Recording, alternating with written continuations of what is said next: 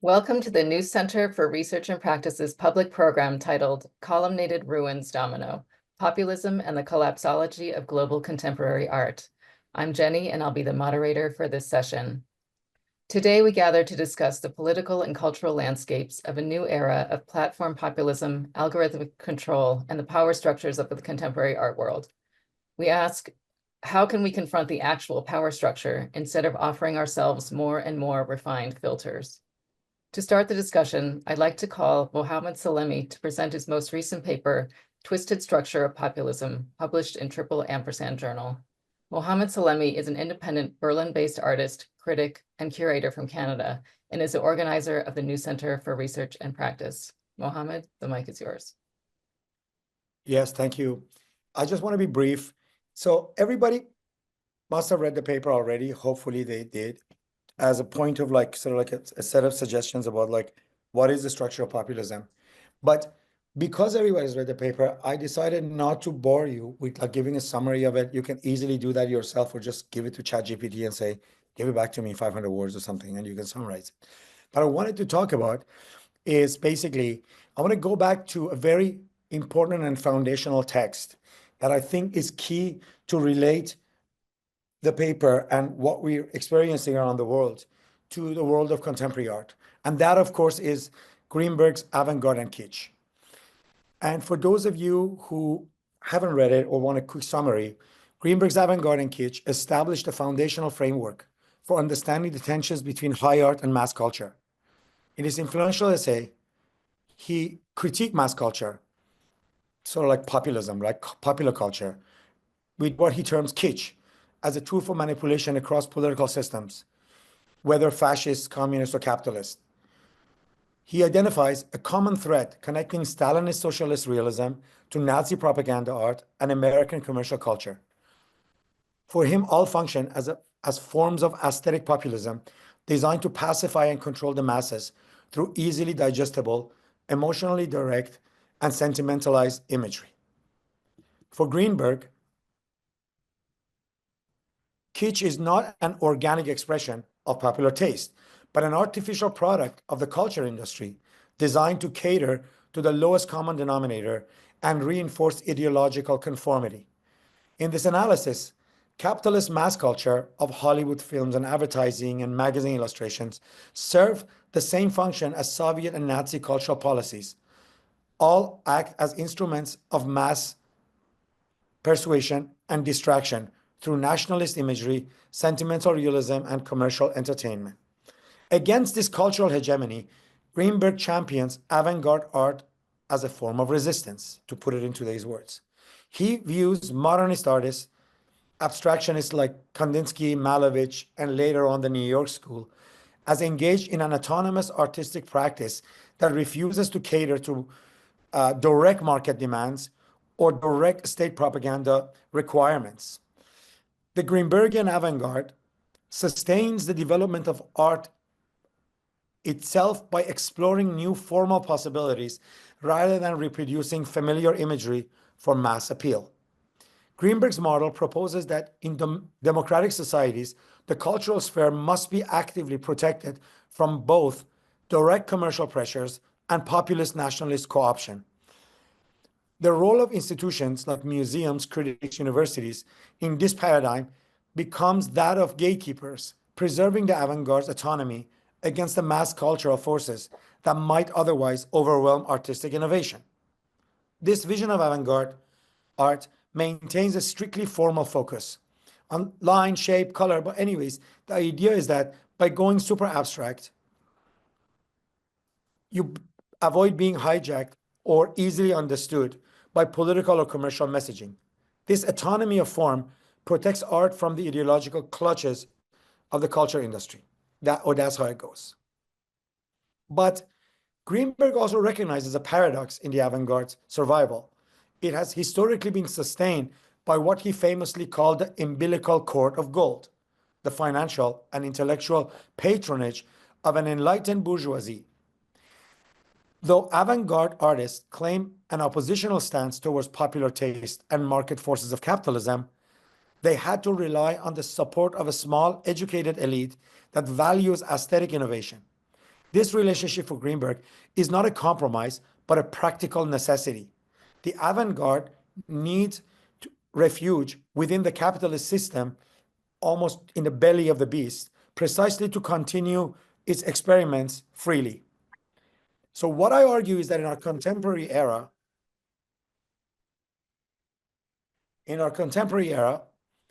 I gotta close this window so we don't hear when people message me on WhatsApp. Sorry about that.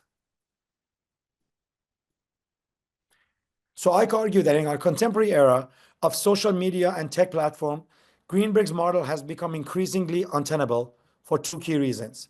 One is institutions that once were responsible for holding this wall against populism are not deeply influenced by online popularity metrics. Algorithmic social media and streaming platforms govern cultural visibility. The more likes, clicks, or shares a piece receives, the more it thrives. The metrics-driven environment undermines traditional gatekeepers' ability to champion challenging and less immediately popular art. And the second, the new cultural elite, the tech entrepreneurs, social media CEOs, platform managers, and even most influencers often embody the same populist taste they help to disseminate through their practice or business. So rather than maintaining a separate sphere for cutting edge art, many of these new influencers embrace and amplify mass culture in their personal and professional lives, and they have no need or interest in this sort of like separate world of avant-garde, now it's contemporary art world. They see little value or profit in safeguarding this avant-garde experimentation that offers minimal immediate return in terms of engagement or consumer appeal or money.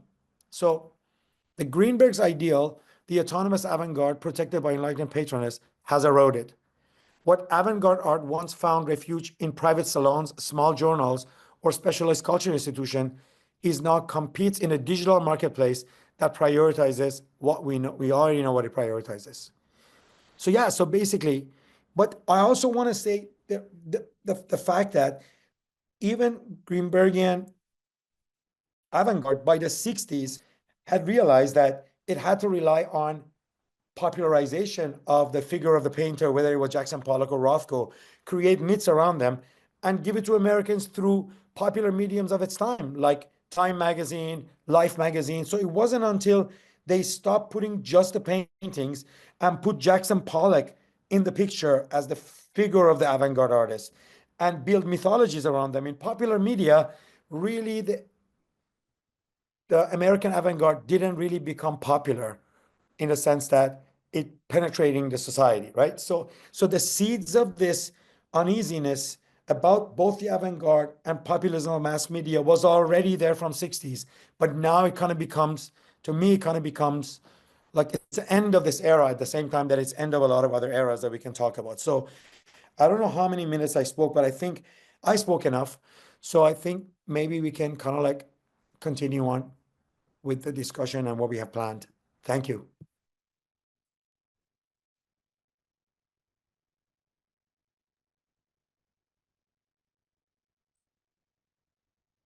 Thank you, Mohammed, for introducing this session. We'll now have our guest speakers remark on this topic, starting with Colin Drum. Colin Drum is an organizer at the Mimbres School for the Humanities who works at the intersection of monetary history and political thought. Colin, the mic is yours. I didn't know I was going to go first. I'm a little out of my depth with the art stuff. Is there any chance that other people could go first and I could listen and then respond? Would that be all right? Colin, you don't need to talk about the art stuff. You can Okay. discuss the paper if you've read it. Don't like we're Right. each here to bring our expertise, right? Your expertise is not art. So, but there's I think enough about populism that you can discuss. And actually it's political economy, something that is like your expertise. Uh-huh. Okay. Well, I don't necessarily share the skepticism to what's called wokeism. That's something that I'm in favor of, I suppose. And for me, what the current moment is kind of asking for, there's things like, why can't we be saying right now make America woke again, because look at how much better things were just a few years ago, back when we were woke. And so I think that there's a real sense of betrayal among constituencies in the United States that, you know, a, a lot of things have been taken away from them that people of my generation have grown up with, right? I mean, and that there is a resurgence of pro-natalist politics that in a way that is extremely scary, and things that from a longer perspective have not been well, people who are young like me, it seems like ancient history, but it's actually not that long ago, right? These are fairly recent reforms, right? We have a culture that, until the very recent past, had an extreme pro-natalist culture, right? I mean, the total outlawing of like contraception and abortion and things like this, you know, you might think that that's the way that things have always been, but it's actually a more modern phenomenon. There have been many traditional ways of managing fertility. I mean, like Malthus is wrong about this in his model, where he sort of assumes that what he calls moral restraint isn't a part of demography. And so we have some kind of recently won gains that I think are important, that have to do with sexual, gender, reproductive freedom, that are now being rolled back by a militant minority. I mean, I don't think these are popular ideas. So again, I mean, what's at stake in saying that the rise of anti-abortion politics is a populism? It doesn't seem like that to me. It seems like a militant minority, and the enforcement of I mean, what the forces that are currently taking over the political structure of the United States are trying to do is they're trying to create a new constitution for minority rule of white people, which in a world in which the demographic majority is waning and can never really return. And so, yeah, so I mean, while I share the frustration voiced in this piece of, the hypocritical use of,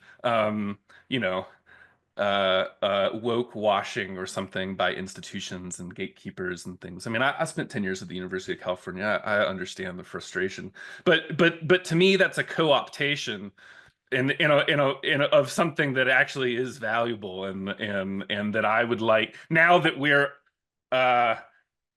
in a way, like the fact that the institutions are rolling back their DEI initiatives and all of this institutional wokeness and stuff. In a way, that's an opportunity from my perspective to insist upon a more muscular version of insisting upon all of these things. So that was my first impression of the essay. I mean, I have a somewhat different perspective on all of this. So. Oh, but my point was that, I mean, we can talk about it later, but I approached this, what you discussed, itself as a form of populism that got to a point, but then it declined, because instead of relying on, like, it became a set of filters, and that's why it was able to be overtaken by a minority. And you know what I mean? Your idea that like this populism is sort of like instigated by small minority. It's so true about so many instances of populism, including fascism, including Khomeini's Islamism. There were like a minority 10 years before the revolution, or even 5 years before revolution, even among the clergy. But Ayatollah Khomeini was able to present that as the will of people and get the infrastructural support for it. And then it was bought as a populist revolution, but it wasn't, because just like these people who have taken over the American political system, Ayatollah Khomeini and his cronies were a super minority within the Shia church in the early 70s or even mid 70s. But somehow they managed to present themselves as a will of the people, and somehow people believe that is true and voted for it. But immediately, I mean, just like the Trump's election, People voted 98%, much more higher majority after the revolution for the Islamic Republic. But the system he proposes was thought of by a very radical minority.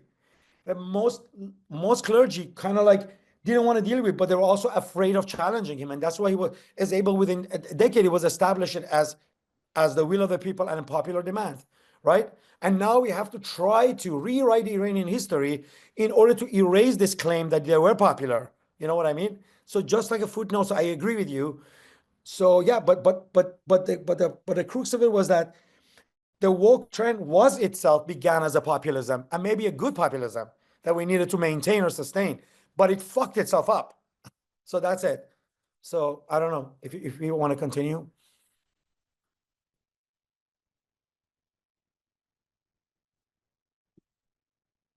I, I'm interested in becoming a part of the radical minority. uh, maybe let's Well, loop maybe around back to me. I yeah, would like to totally, hear totally. from.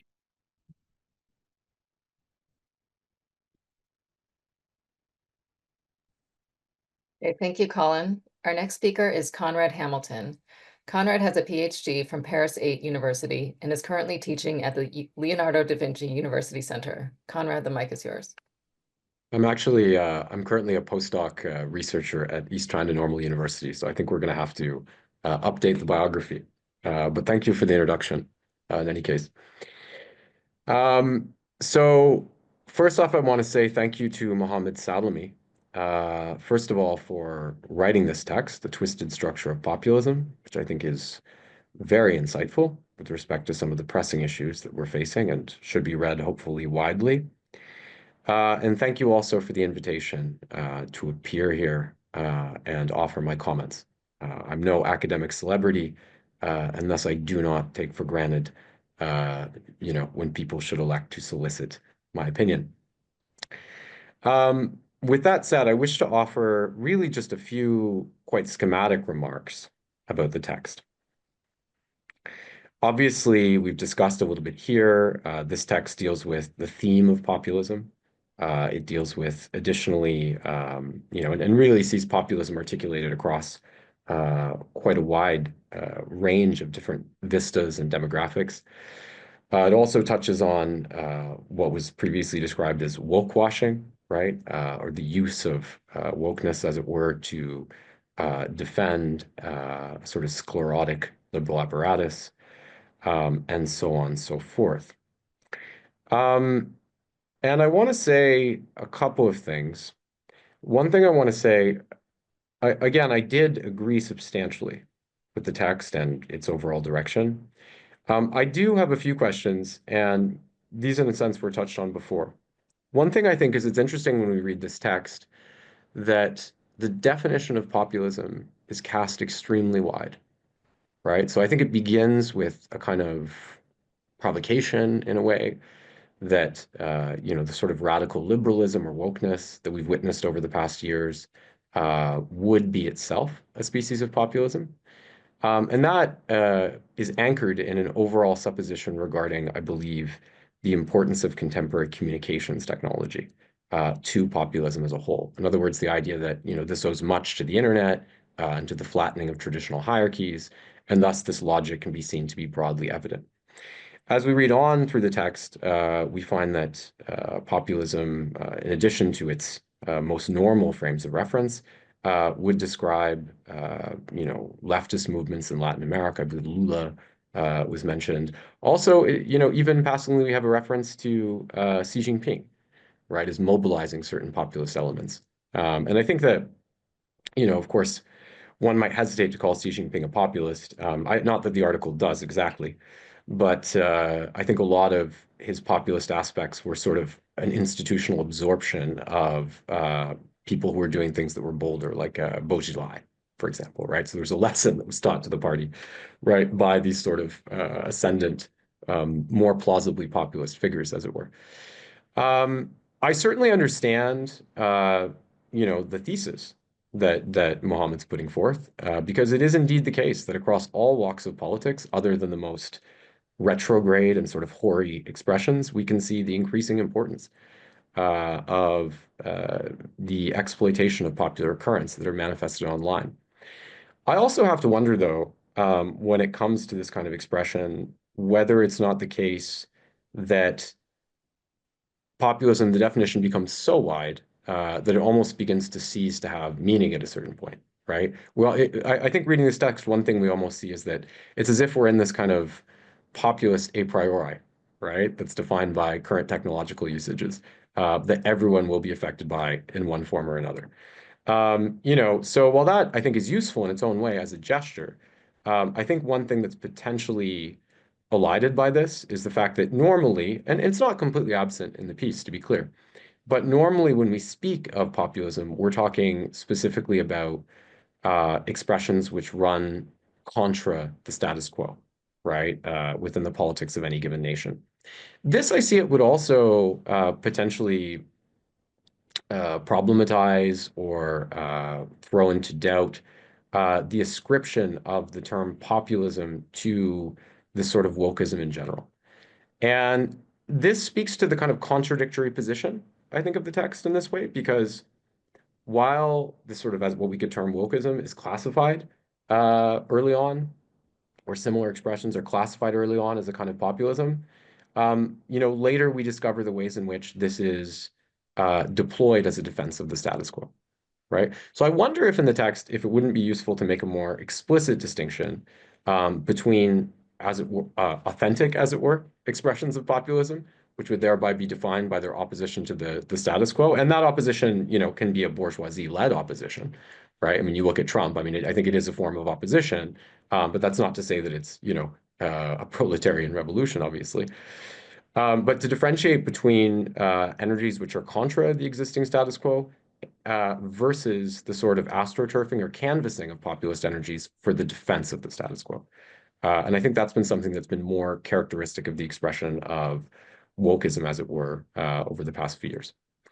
So with that said, I just want to move on to my second observation. And my second observation is that it has to do with the kind of causal etiology that you ascribe to populism in this. So at different points in the text, and I tried to go through quite carefully. At different points in the text, you talk about three elements that inform populism in our time. And I believe you cite these three elements quite appropriately on three separate occasions. So at one point, you refer to economic infrastructure, charismatic leadership, and historical precedent. At another point, infrastructural power, charismatic leaders, and a clear historical precedent or a utopian future, and sustaining their populism with reference especially to the left. At another point, you refer to infrastructural control, charismatic leadership, and compelling historical narratives. So we have essentially the same thing, though there is a little bit of variance, particularly with the introduction of the notion of utopian at one point, which corresponds to some of the things you're describing at that point in the text. What I would say about this is that I think, in a certain sense, when you talk about economic infrastructure, when I read this piece, I see it's interesting, right?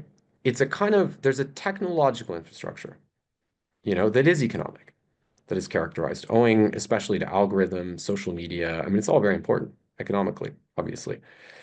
But I do wonder to what extent we're not remaining stuck perhaps at the level of circulation within this kind of analysis.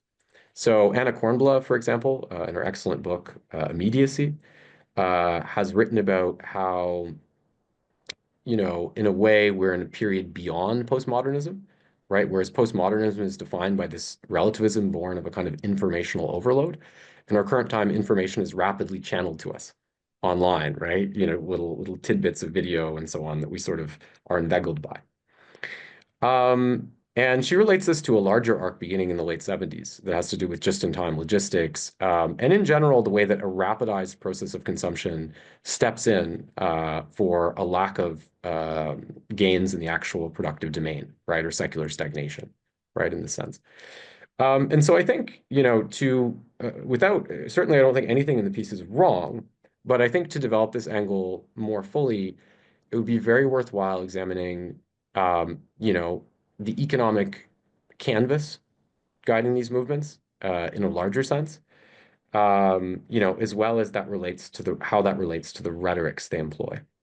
And I think one thing, I gestured toward this in a recent piece I wrote, But I think one thing that we can see is that, over the past few decades, we've experienced something of a crisis of accumulation, right? And there are a number of causes of this, right? We could talk about underconsumption, right? Due to a lack of wealth redistribution. We could talk about the increase in labor costs in places like China as they develop further and further, which sort of abolishes the kind of quick labor-based solution that was adopted to adjust to a lesser level of redistribution with neoliberalism in the 1980s. We could also talk about, the environment, right, which is potentially catastrophic from an economic standpoint. And in this economic frame of reference, I think that much of what, and I speak here not so generally as Mohammad, but to talk about right populism, much of what right populism is doing is it's attempting to basically validate the reckless expropriation of externalities that is part of capitalism, right? And externalities, we have them on a number of levels. The environment is obviously an externality. Social reproductive labor, right, performed by women in the home, obviously counts as a kind of externality. And then there are things which are not external to the structure of wage labor of the market, but have a quasi-externality, right? I don't believe personally that the goal of the Republicans is to expel immigrants from the United States. As far as I'm aware, the only example of a genuine expulsion happened in Arizona, where the economy lost $5.5 billion. But I do think that a goal is to create a kind of precarized and terrorized workforce. And this is broadly consistent with US policy because a lot of the companies that most heavily use illegal immigrant labor are also the ones that most actively oppose naturalization, right? So I think situating it in this frame, we can understand that, as I see it, the focus of populism has to do with combating this crisis of accumulation by precisely managing the costs of external inputs, as it were, right? Getting women into the homes, they're doing social reproductive labor, so they're having more children, and so on and so forth, environment, and so on and so forth. Yeah, so those are essentially my observations, but I want to just say very quickly and finally that I think that when it comes to this theme of wokeism, why I don't see it as emancipatory and why I see it as structurally a problem in a way, is because I think that, what this culture, which is characteristic of radical liberalism in our time, what it always does is it looks for, blame or accusation or assigns it outside of the explicitly economic domain. Right. And I want to give you a very clear example of this. If we go back to 2014, the passage of the Paycheck Fairness Act by Obama, right? He talks about a woman who worked at Goodyear for many years, Lily Ledbetter, and how she discovered late in her career that she was being paid less than her male colleagues. And Obama explaining this, he says, a lot of people, they want to make excuses, right? They want to say that that women don't make as much because they're childbearing. It's this and it's that, but it's not. It's discrimination, right? So, but it's very interesting because while that may have been true when Ledbetter worked at Goodyear in the 70s and 80s, studies have shown that since around 2000, if we control for conditions in terms of job titles and things like this, men and women make, a very similar amount of money. This, of course, doesn't mean things are equal. There's a huge disproportion in the delegation of social reproductive labor in our society that represents a major impediment for women. But we see in this kind of liberal discourse in the focus on attitude, right? The problem is sexism. You're a sexist, right? In the focus on attitude, there's actually a failure, right, to identify the real cause, which is precisely the family and socially reproductive labor. Right? And I think every meaningful statistic points to this. So we can talk about this with respect to race or whatever. We need to talk about, for example, Black subproletarian labor, the exploitation of immigrant labor. But again, so often what we're faced with is these movements that, in addition to really obstructing, as someone like Adolph Reed would point out, cross-class solidarity, also pathologize individual behavior and expressions in a way that is really counterproductive towards the creation of any kind of secular analysis. So it's for this reason that I think that, to articulate an authentically left standpoint, we have to oppose strongly what's been commonly called wokeism. So thank you, Mohammad. Conrad, let me just like you went a little bit long, and like we structure it so the discussion end and we can maybe like have an open, but just in response to both you and Colin, I'm in Canada right now, and it's like such an amazing moment to be back in my country of citizenship, and realizing that, you know what I mean, why wokeism was defeated in America, whereas liberalism in Canada is irreversible. And I think we can talk philosophically about metaphysics of how liberalism in Canada was a real Hegelian synthesis with the white supremacy that was the basis of this existence of Canada as the true white North. You're Canadian, right? But but but so actually, liberalism in Canada chose a non-populist, slow, slow transformation of a society as its agenda, whereas in America, actually, this fast militant way of imposing liberalism through populist method perhaps kind of like caused a backlash. Whereas in Canada, even the Conservative Party or members who in their private time together, they totally diss multiculturalism and all the good stuff about Canada, but publicly they have to pretend that they love multiculturalism, that they're not going to get rid of the healthcare, that they're not, because you know what I mean? The society has slowly transformed. Liberalism is part of the Canadian worldview, but not an ideological opposition between left and right anymore. And I think that's it provides a different way of saying how Colin's nostalgia for those decades is precisely because it was still short, even though for you it's decades. Whereas in Canada, we had from the 60s, the father of Trudeau was thinking about how Canada should be transformed into a multicultural society. And then later on, the Aboriginals were included, and how now this is kind of become as irreversible in Canada. And I'm kind of happy about it. There's nothing wrong with what happened in Canada. So I just wanted to say that in a response to both you, and then we can discuss it later after we move to the next person and talk about it. Yes. So just before I forget this, I just wanted to put that on the table. Canada as another example of how liberalism kind of actually succeeded. So go ahead, whoever's the next. Thank you, Conrad.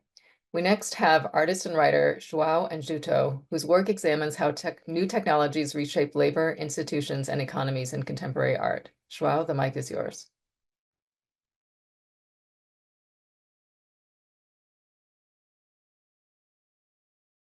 Can you hear me? Yeah. Okay. With that intro, I think I'm probably destined to speak about the part of Mo's essay that focuses on, well, I guess Conrad did a very good job of breaking down the definitions, the key points of populism. And the question of, terms looking at it now, the twisted structure having to do, one of the three parts has to do with the structure or the infrastructure of platform capitalism. And so, and this goes back to, I think, like if we're going to kind of position the inability of left populism in the U.S. to function in a way that is up to the task of not being overwhelmed by right populism and Trumpism. We have to, I guess, like deal with now the many years and now over a decade problem of the left. If we talk about the left, suffering from this issue around wokeism, which is like an aversion to charismatic leadership. It's a kind of skepticism, I think, that comes from Mo's formulation around the creation of the avant-garde around modernist principles developed by Greenberg and Fried. And so if we kind of like couch this argument around one that emerged out of art discourse and leftist academia, then we kind of see that like academia and then art institutions which followed didn't have there wasn't like there wasn't sort of an ability to kind of understand the way that the economic infrastructure around platform capitalism worked. But my question is then what is the I mean, what do we do now? I mean, in terms of left populism, and I guess what I've been, and in terms of also aesthetics, right? So like, so if wokeism and its manifestations are not up to the task, then what is, right? Like I watched that video that was produced by the Trump administration of the deportation of the alleged Venezuelan gang members that were welcomed welcomed in El Salvador, and how it was how it was in defiance of a court order, and but it was going to happen nonetheless because the administration had kind of in advance produced or been prepared to produce a whole video that followed the aesthetics of like a video game trailer or like a movie trailer, and then that spectacle sort of mattered more than anything else, and it was a kind of appropriation of a kind of like of an aesthetics that is a populist aesthetics, which also I think kind of speaks to like the the kind of market share or like the prevailing aesthetics that are, I don't know if they're kitsch aesthetics, but like they're overwhelmingly a majority of like of the sort of like aesthetics that most people engage with in terms of like industry distribution, and sort of like, and our little like niche minoritarian corner of like the aesthetic field in no way can rival like the kind of influence that or the kind of like power at a visceral level that those kinds of images have. And these are like, that's like essentially like kind of like fascist like imagery that we're looking at, or like a kind of like deployment of like fascist aesthetics. And so like my question is like, in this moment, how does one combat that? Particularly since like those structures have kind of like emerged out of popular forms of video games, film, and this is again like this kind of like Greenbergian warning coming from the past about like autonomy and this fear of the culture industry. So I guess it's like kind of open. My comments are kind of open-ended, just because I was watching that video, and it's extremely frightening as like a kind of dehumanizing theater, and then just wondering how where do we go from here, but also like how does like the art field like respond to this, and does it even matter if there is a response to this? It's so overwhelmingly brutal, and yeah, so I'll leave it at that. So I just wanted to give you another example. I don't know where we go now, but I don't think Anna Imhoff deployment of the very similar fascist aesthetics in the Hall of the Armory can be a response or answer to this. Maybe I'm wrong. So I know what we shouldn't be doing. We shouldn't be doing Anna Imhoff style as a response. I don't know. Maybe I'm wrong. So maybe I answer your question in negative, but it's something we can continue discussing, especially if Sean gets in and Romulo gets in, and Juan, who's a practicing artist who made this unbelievable video a few years ago that kind of like, now when you look at it, it kind of looks like a monument to this failed aggressive liberal project that was launched after the downfall of George Bush. But anyways, let's go to the next person.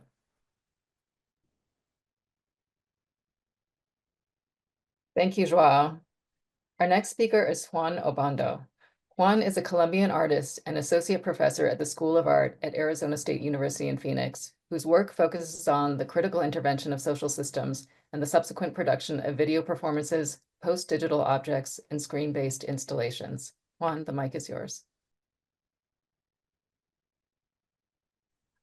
Thank you, everybody, and thank you, Mohammad, for sharing your text with us. And everybody's point of views have been great so far, and so diverse from the fields that they're coming. I am a practicing artist, and I'm part of an academic program. And what I think it was relevant for me from the text, and something that I hope is not, I'm not reiterating points from anybody here, but for me, the two factions of populism that are described in the text, for me, it is very important in my practice and thinking about art and the future of art, which I'm deeply invested in, to think of them as a system that works in unison, which I think Mo is very clear about in the text, but I think for the sake of this type of discussions, for me, it's very important to like decentralize the kind of like the binary nature that sometimes gets projected into these discussions, to understand how the whole system works together. The moments in which we, like, there's a moment in the text that Mo talks about art institutions and trying to like their own inability to champion any type of like progressive populism. And I kept thinking that's precisely because many of these kind of like empty gestures that we are calling in this discussion wokeism are coming as facades for the inflection of very, very aggressive and brutal capitalism into those contexts, into museums, institutions, that in a way wokeism, or what we call kind of like left aesthetics, let's say global left aesthetics, are covering for global power capital, and how that system works so well together. And sadly for us, that we're trying to either produce new work as artists or even like participate in the creation and the either like education or growth of new artists, that that system and the kind of like the, for me, the fake binary of this conversation kind of like engulfs us in what is called like, I don't know, like the slow cancellation of the future, to like quote Mark Fisher. But for example, we get students here from all over the world. We have a program in Arizona State University here in Phoenix. It's decentralized. It's not New York. It's not LA. It's a very good program. It's paid off. We receive students, and when we receive applications, for me, what's so interesting, what is so damaging about the continuation of these binaries, is that students still are operating, and many artists, I think, even here in the US, but especially interesting coming from students especially from the global South that are trying to study here in the US, is how the assimilation of like woke or like progressive lexicon has completely shaped their approach to art making, therefore kind of like stagnating ourselves within the aesthetics of the 2010s. And I think in that sense, I feel that it's so important for these discussions to acknowledge that this system works in unison, and that I'm sorry, I had some notes here. That somehow the fact that many young artists are invited to participate in this conversation that have the focus on kind of like an electoral American drama, plays intensely into the feeling of like of becoming part of an elite. Like students come here sometimes with more knowledge, and when I say knowledge, I mean just information that is disseminated through like platforms, but sometimes come with more knowledge of like American electoral political drama than the one in their own countries. So what Jacques was saying just before, you know, like this spectacle that it's modeled after reality shows, after social media feuds, that now has translated the aesthetics of like democracy. For me, it's very pervasive as an artist, because art, in a way, for me, has the possibilities to create the poetics of a new, like, of new politics, of new political frameworks that escape precisely these binaries, that escape the fact of and being embraced by either sides of whatever we consider populist or populism, and to create its own like lexicon. And that's what I fear about the work that we're doing here today, and the work of of what the text is doing. I love everything that this conversation is bringing us today, but I also fear that when it continues a binary of left and right without like really no, and again, I'm talking just from the perspective of an artist. I'm afraid that this binary kind of like creates a false dichotomy, when in reality the complexities of the relationships between these two forces are very entangled. So that's why many of these institutions are able to commodify pseudo-progressive identity-based cosmetics, precisely because they're guarding all money interests from the supposedly other side of the political compass. And I think if we don't make more of an effort to really like dismantle how these things work in unison, we're gonna just keep creating the same type of artwork and the same type of work, and artists are gonna be just like relegated to what we see today, which is very like self-victimization narratives coming from artists, and these kind of like egotistic narratives of healing and victimization and just basically like a complete artwork that is based on the commodification of the self, rather than artwork that thinks and attempts to transcend other spheres. So I think that's a main critique. I had some notes on the text. I think the text is really great, because every time that I was trying to like think of a response to a paragraph, then the other paragraph will go and kind of like get at that response. I was also from the perspective of somebody who makes and creates images all the time, I was also thinking about the idea of Trump and the comeback, and I put some notes here about this comeback is also possible.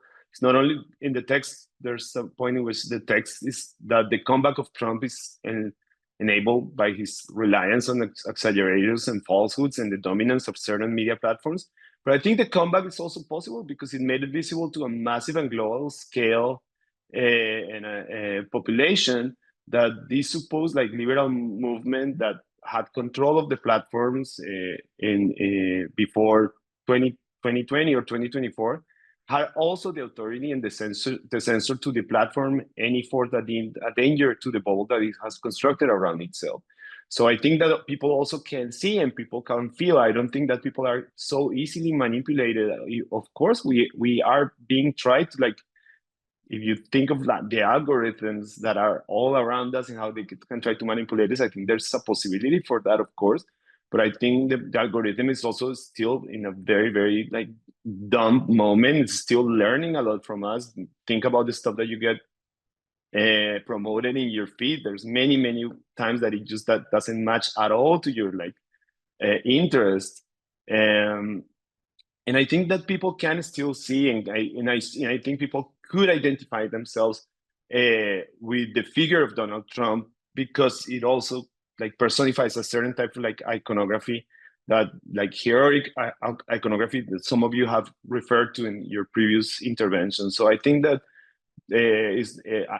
even though there are such great forces, I think it's important to like acknowledge that people can see and can feel, and there's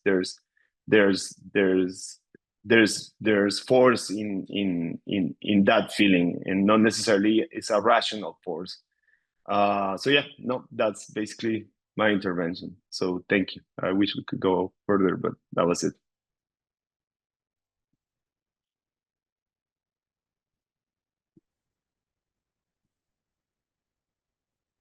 I don't feel the need to say anything. So thank you for your for your comments.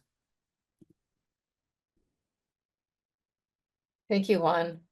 Our next guest is Matthew Donovan. Matthew is a writer, cultural critic, and strategist who navigates para-academic institutions and digital platforms to bridge scholarship, activism, and public discourse. Matthew, the mic is yours. We should have just said he's an influencer, but whatever. I just shut up. Oh my God. Hi, everyone. Thanks for having me today, Mo.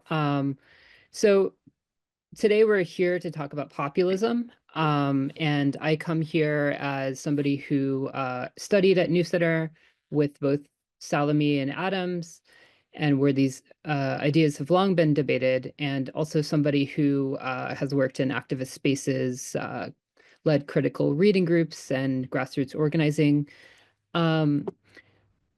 So basically, I've seen the contradictions that arise when you are in these populist spaces, or people attempt to mobilize around these ideas.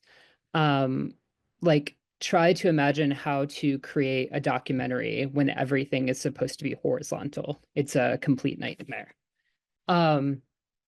So after reading Salemy's essay, I think I was thinking about a recent work from Musa Al-Gharbi's book that just came out this year called "We Haven't Been Woke." It basically talks about how populism reveals more about who get to define legitimacy than the movements themselves. So often we think about this with the left-leaning populist projects that seek the redistribution of power, and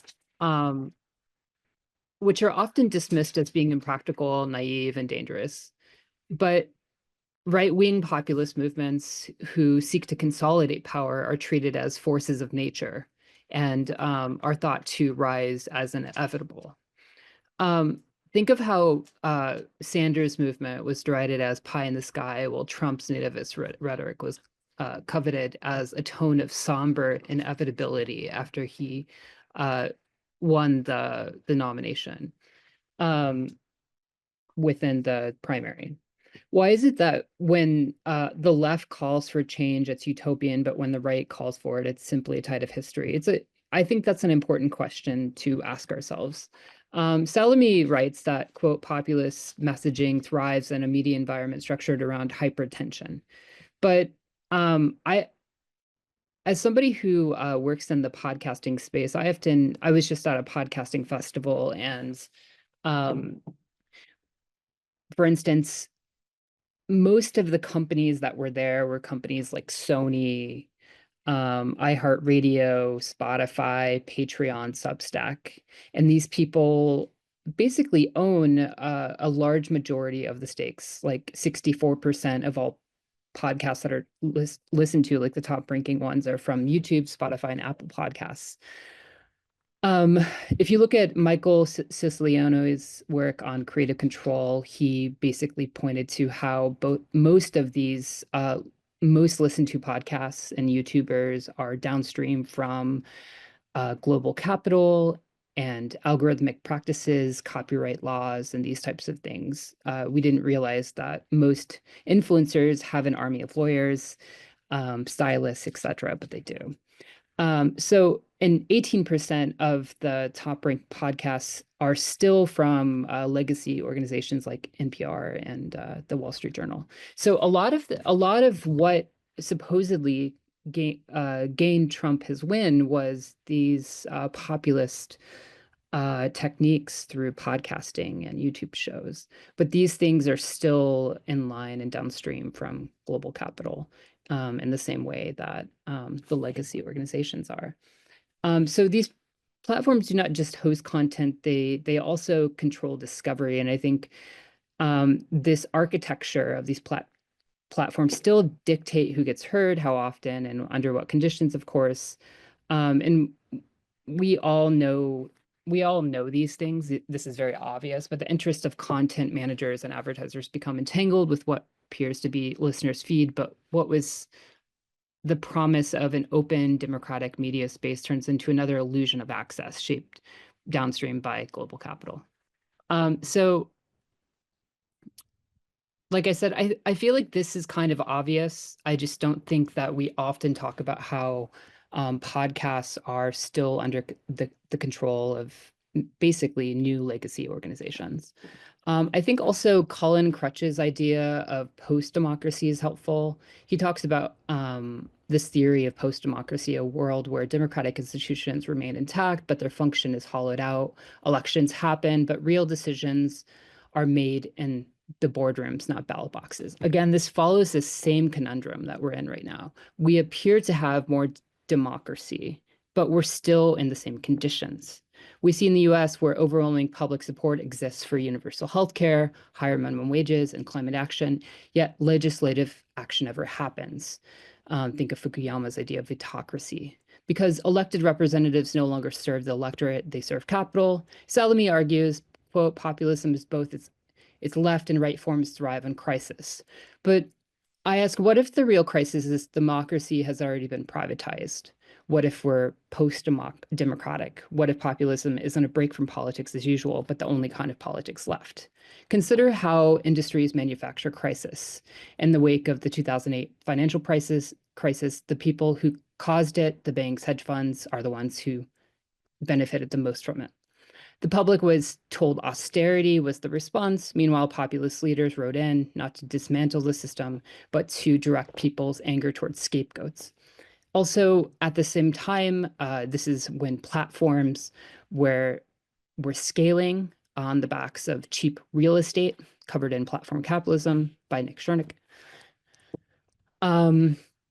So what do we do with this? We're post-democratic, we're globally unstable, led by people who now are mimetic and brands and leaders. So I'm just wondering what populism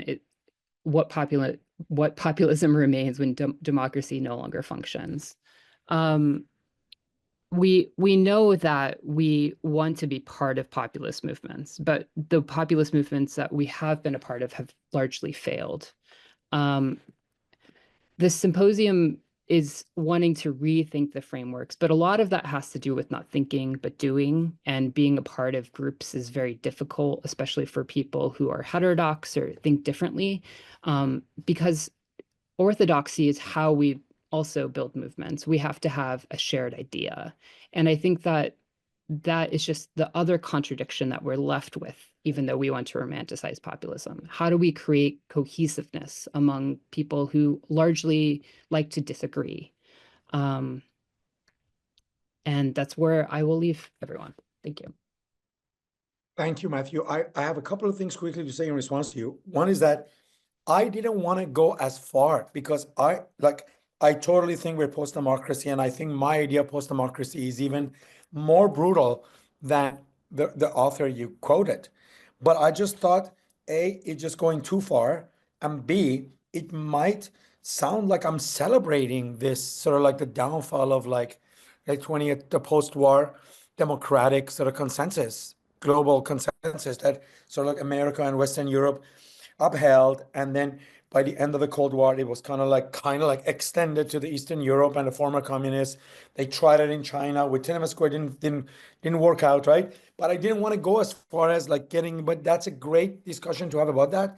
And also, I can only agree with you. I tried to talk about the fact that like all these populist sentiments, if you look underneath the hood, there is that old school sort of like some kind of infrastructural, institutional, economic support system that you kind of like actually talked about how this is also true about the podcast world. So thank you for that. And I think, and I think we're more in agreement than disagreement. And again, about doing than saying, this is what's interesting about News Center, because this is our saying and doing, right? So, I mean, I'm not talking necessarily about this session, but like we really try to address that contradiction between saying and doing at the News Center. So that's just a few words. Maybe we can discuss it later after in the discussion period. Thank you, Matthew. Our next guest is Rafael Pedroso.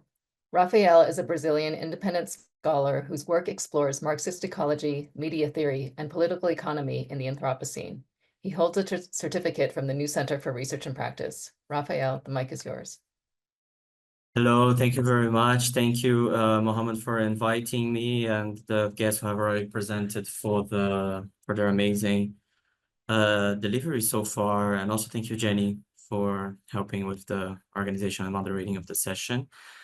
I want to begin by highlighting the concise definition that Mo offers in the recently published article we're all discussing here, which is basically when we talk about like the three main essential elements through which we can underpin populism, which come from economic infrastructure, charismatic leadership, and historical precedent. And my talk is going to go particularly, I think it's important to pay attention to how historical precedent appears, because I'm going to be talking a little bit about the situation like in the US in particular, then in Brazil, and then hopefully we can go to a more general, a couple of general reflections on populism, right? And I want to begin and return particularly to the history of populism and its operationalization through multiple political movements. And I know that one can argue that populism is something that has always been around, and this is a interesting conclusion that you can get even from the theorics of populism, such as like when we talk about Ernesto Laclau and Chantal Mouffe, and also of other people who have drawn from it, and parties such as Podemos in Spain and Syriza in Greece, and also some currents from the Labour Party in Brazil and some antecedents of Kirchnerism in Argentina as well.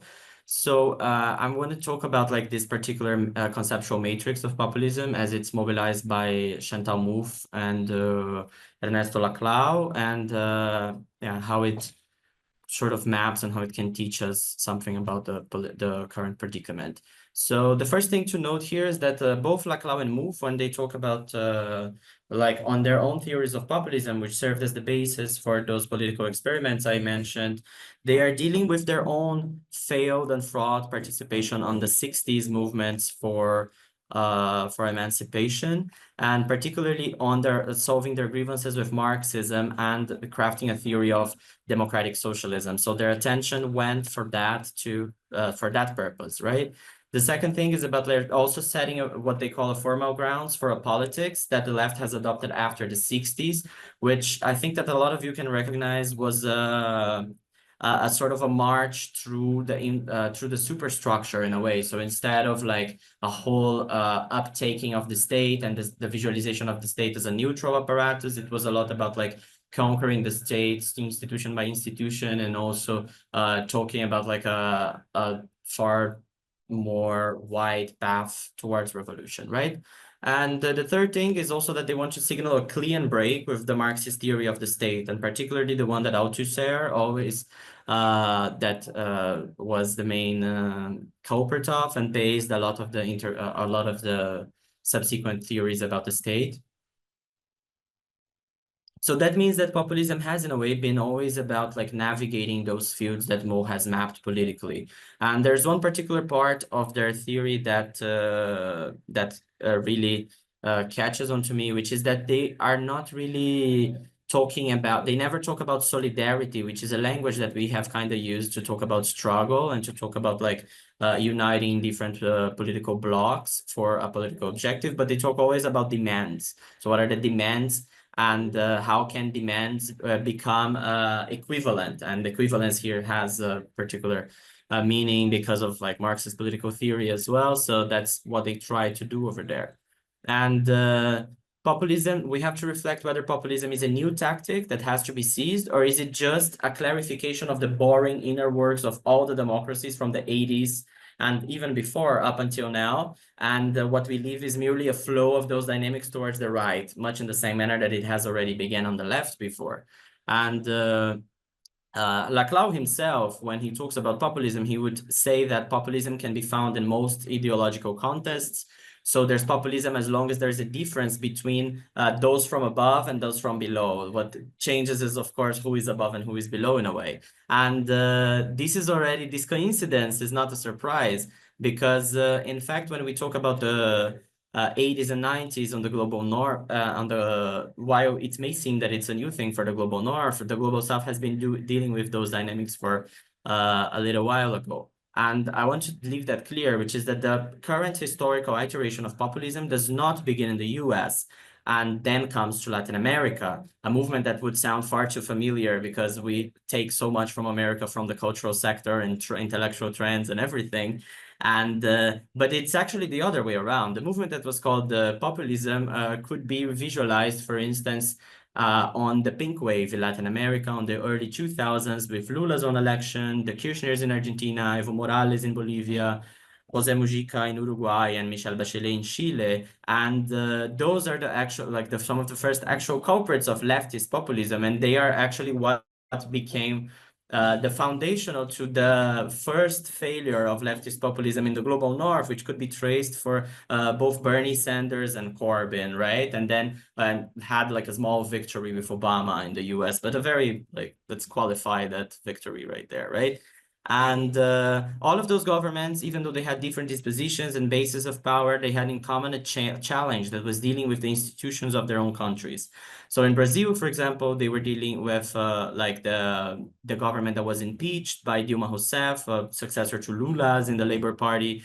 Her impeachment was basically solely about like the approval of relative independence of the Central Bank of Brazil, that then became led not really by the state, but with like a committee that was external to the state, and then became a committee of economical interests from the upper classes. And when we talk about Lula's government, after the most recent one, the one that is ongoing right now, which came after Bolsonaro, which was already like in resonance with, like, if we think about like the first government, which was during the pandemic and everything, the rhetoric which Lula's government has used is a rhetoric of reconstruction, which was appropriate for the aftermath of a government that was all about like dismounting a lot of the systems that were in place.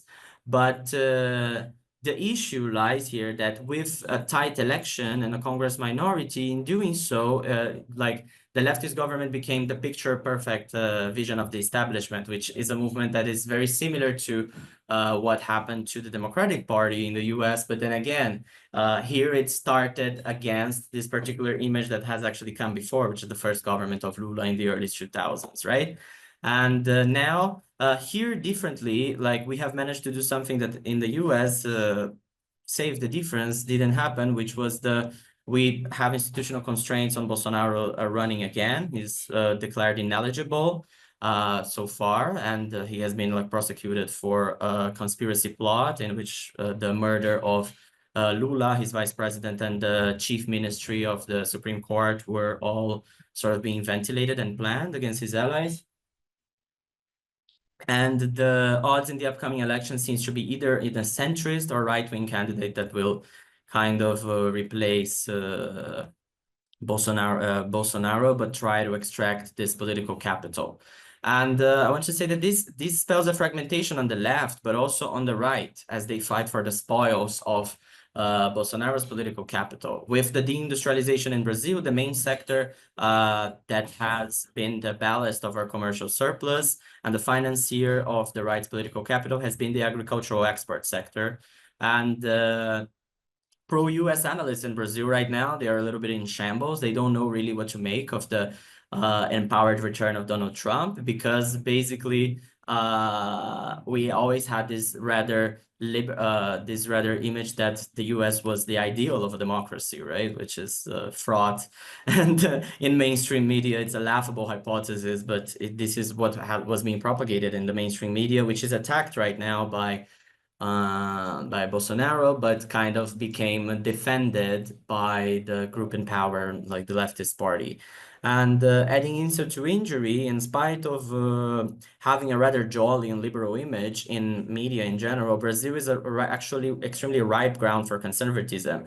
And for two things here, I mentioned like reproductive rights, because it's one of the most behind countries in reproductive rights. When you compare, for instance, like there's no right for abortion, when you compare to Argentina and to other countries, I think Uruguay even, like there's it's a quite conservative country in that regard. And so in its NATO policy, but also because of its redemocratization after the dictatorship, After the dictatorship was over, we have offered, there was a negotiation of an amnesty for all the crimes committed both by the leftist guerrilla fighters, but also by the military people in charge.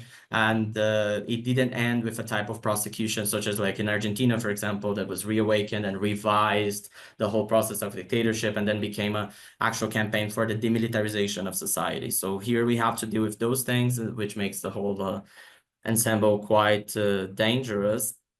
And what is funny about all these things, first, is that while the world is claiming to rearm themselves, we have to deal with a very particular balance in which, like, there is a tendency that if our modern force was never modernized, which is a good thing on the one hand, budget-wise, but it's also a very bad thing because it still remains with the same mentality it had when it was in power through the dictatorship. And but funnily enough, when we by looking at the US, what caused my attention at least is the strong corporativism that is actually at stake. When we have like when we talk about the old type of world in which like Latin America was always seen against, we were seen against the image of the Banana Republic, right? So like when you look at that country, oh no, that country is ruled by private interests and like a corrupt system. So yeah, I mean, should we coin the Silicon Republic right now, or should we wait a little bit? What do we do with that, right? And there's a particular thing here, which is like, and this is what makes the whole thing so disorienting for. Okay, I'm going to wrap up in 1 second.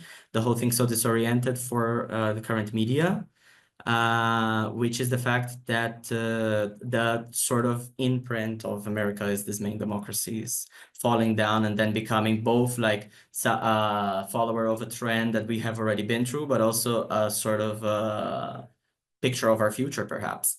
And I want to end with there's this Carl Schmitt on these essays about the concept of sovereignty, and he has a passage where he broadly mentions that there's a certain inertia of bourgeois liberalism, where it seems that nothing can really happen and indecisiveness reigns. And I think that we have to have a reaction to populism, which is also not a nostalgia for boredom, in which actually like we can be decisive about the things that we want them to happen, and like look at this movement as in that particular lens of not becoming solely a defender of the establishment, but doubling down on something a little bit less boring. So yeah, that's my thing. Thank you. Yes, I don't have much to add. Great presentation. Let's go on. Thank you, Rafael. Our next guest is Homero Moraes. Homero is a Brazilian writer, sound artist, ethnographer, and PhD candidate in ethnomusicology at the City University of New York.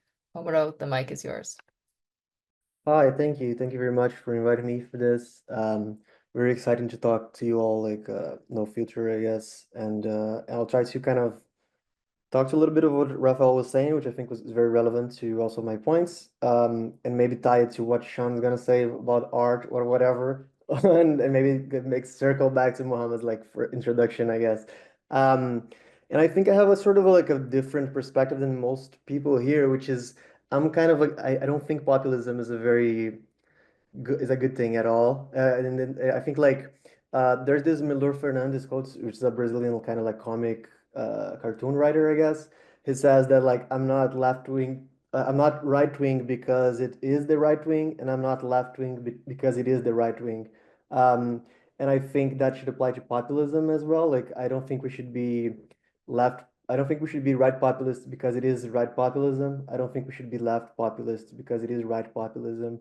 I think populism is just a way of ceding like power to the thirst of the masses, which is, and the masses are generally wrong, I would say. So I'm kind of against populism, especially, and maybe even against democracy in the context where, you know, where, as Rafael just said, all democracy just became kind of populist necessarily after the 80s. And I guess, you know, I kind of agree with most texts and in the sense of, you know, I don't think we should read history from the perspective of the masses. I think we should read it from the perspective of the elites, which are usually kind of like the avant-garde of each epoch. And I think, left and right populists, they both, like left populists believe that the masses are leftists inherently, right? And they need to be shown this as a viable political option. And I think some people here maybe believe that, that they, oh, some people said here that like, oh, people, they're not like antinatalist, or, they have this, they're pro healthcare, American people, they're usually very good in their core, or something like that. They just need to be shown that or something like that. And right populists believe that the masses are, right wing. It just need to be shown that as a viable political option. And what I think is the actual case is that people need to be persuaded one point or the other, which is the liberal take, I guess. The liberal take is the masses can be persuaded, but they are generally right wing. And I do agree with this. I think, and in a sense, I think I'm kind of like a liberal supremacist. I think like extremely liberal. Same here. What? Same here. Go ahead. Yeah, like I think there is the masses are generally right wing. Right populists are right about that, and they need to be educated to the point of like a dialogue or something like that. And the left needs to like impose itself as a sort of elite. And the problem with left liberalism, though, is that they think they're better than the masses, but they pretend not to be. And this is what creates kind of like a hatred for them and the sense of alienation from their policies, right? There's also, of course, all this sort of what's being called wokeism, which is this kind of focus on like this moralistic patrolling, and which is I think is honestly useless and kind of only contributes to the feeling that you're separated from this masses, right? Because you're positioning yourself as an elite, like implying that you have a sense of values that is above of them. You at the same time that you're trying to put them in the equal grounds and say we're all the same, you're also saying, hey, you have these values that are backward, right? Which creates this kind of alienation. I think there's something about wokeism which is important, which is like there's this forced recalibration of symbolic capital. I think that's very like that was something that needed to happen anyways, right? We need to kind of put everyone like into this thing and recalibrate it and say, hey, how does this thing fits this thing, right? How does being African American or being gay, how does these things like fit together? This is important, and I think the kind of Trump overtaking is a kind of rebound off of that, right? We're bound to have some sort of response, right? After we have some such recalibration of like the way we think of class and difference, right, in society. But I also think that the masses are really conservative in the US. Maybe it's because I'm coming from Brazil, as Rafael said, is a very conservative country. I think if you go out of an urban city center, you will find that people are very, very conservative, and maybe that is even a thing that's inherent to common sense, being conservative, right? And that's inherent to the masses. And I don't think we should assume the agency of the masses, or assume that the masses have a point necessarily, or assume that there is some sort of transcendental value in the experience of poverty or in being part of the masses, right? I don't think that's true at all. I think the masses are generally dumb, and they're dumbed down by capitalism. And there's this book by Alexander Klug about how labor kind of outsources the obstinacy of the people into other places, right? And that's why I think the masses need to be educated, by some elites to the point of some possible dialogue. And I think many times like liberals and left populists have this sort of noble savage view of the masses. Like many times I talk to people and they're like, oh, so now my grandma is a Nazi or something like that. And I think like, yes, I think you should very much consider the possibility that your grandma is a Nazi and, proceed from there with caution. But like, yes, I think maybe your aunt could be a Nazi too, and, and I think there's the solution to the problem is not to say, hey, let's be naive about it and just offer this political option. It is actually, let's assume the position of this elite. Let's do like some power grab, and let's work towards these elite positions and then work from there, right? And that's kind of the solution to this kind of conservative revolution, I guess, that's happening all around the world, and which I would say is a conservative revolution for sure. Which is, the problem is not that we have an elite, the problem is what elite do we have and how do we change it, right? So I think we're kind of in the middle of this kind of huge shift from this sort of bureaucratic state power elite to a sort of technocratic billionaire elite, right? Very clearly.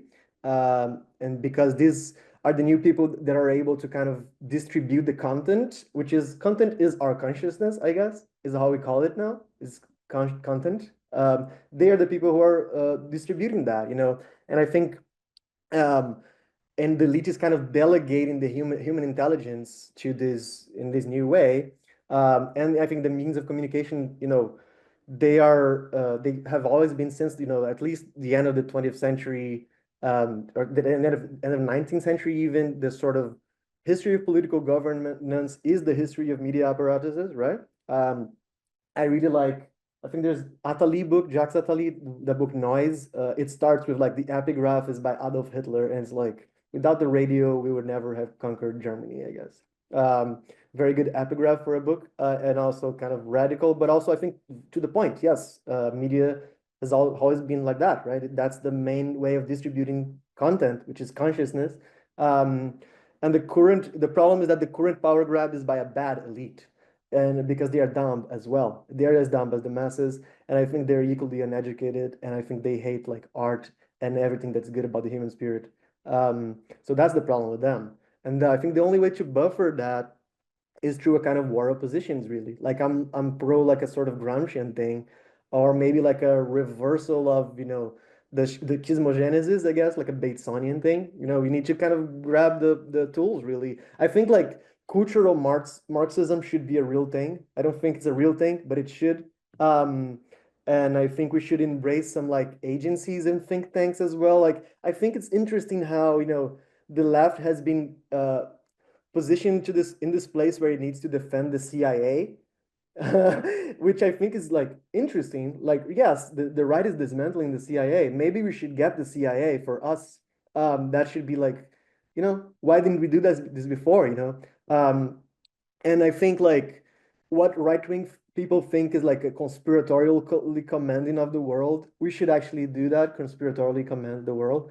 And I guess one step towards that I think is actually being put into place is the sort of separation of symbolic capital and economic capital. I think that's happening right now. Like, but right now symbolic capital is being conditioned to economic capital and being like subsumed by it. I think they should be separated, but doing the other way around, right?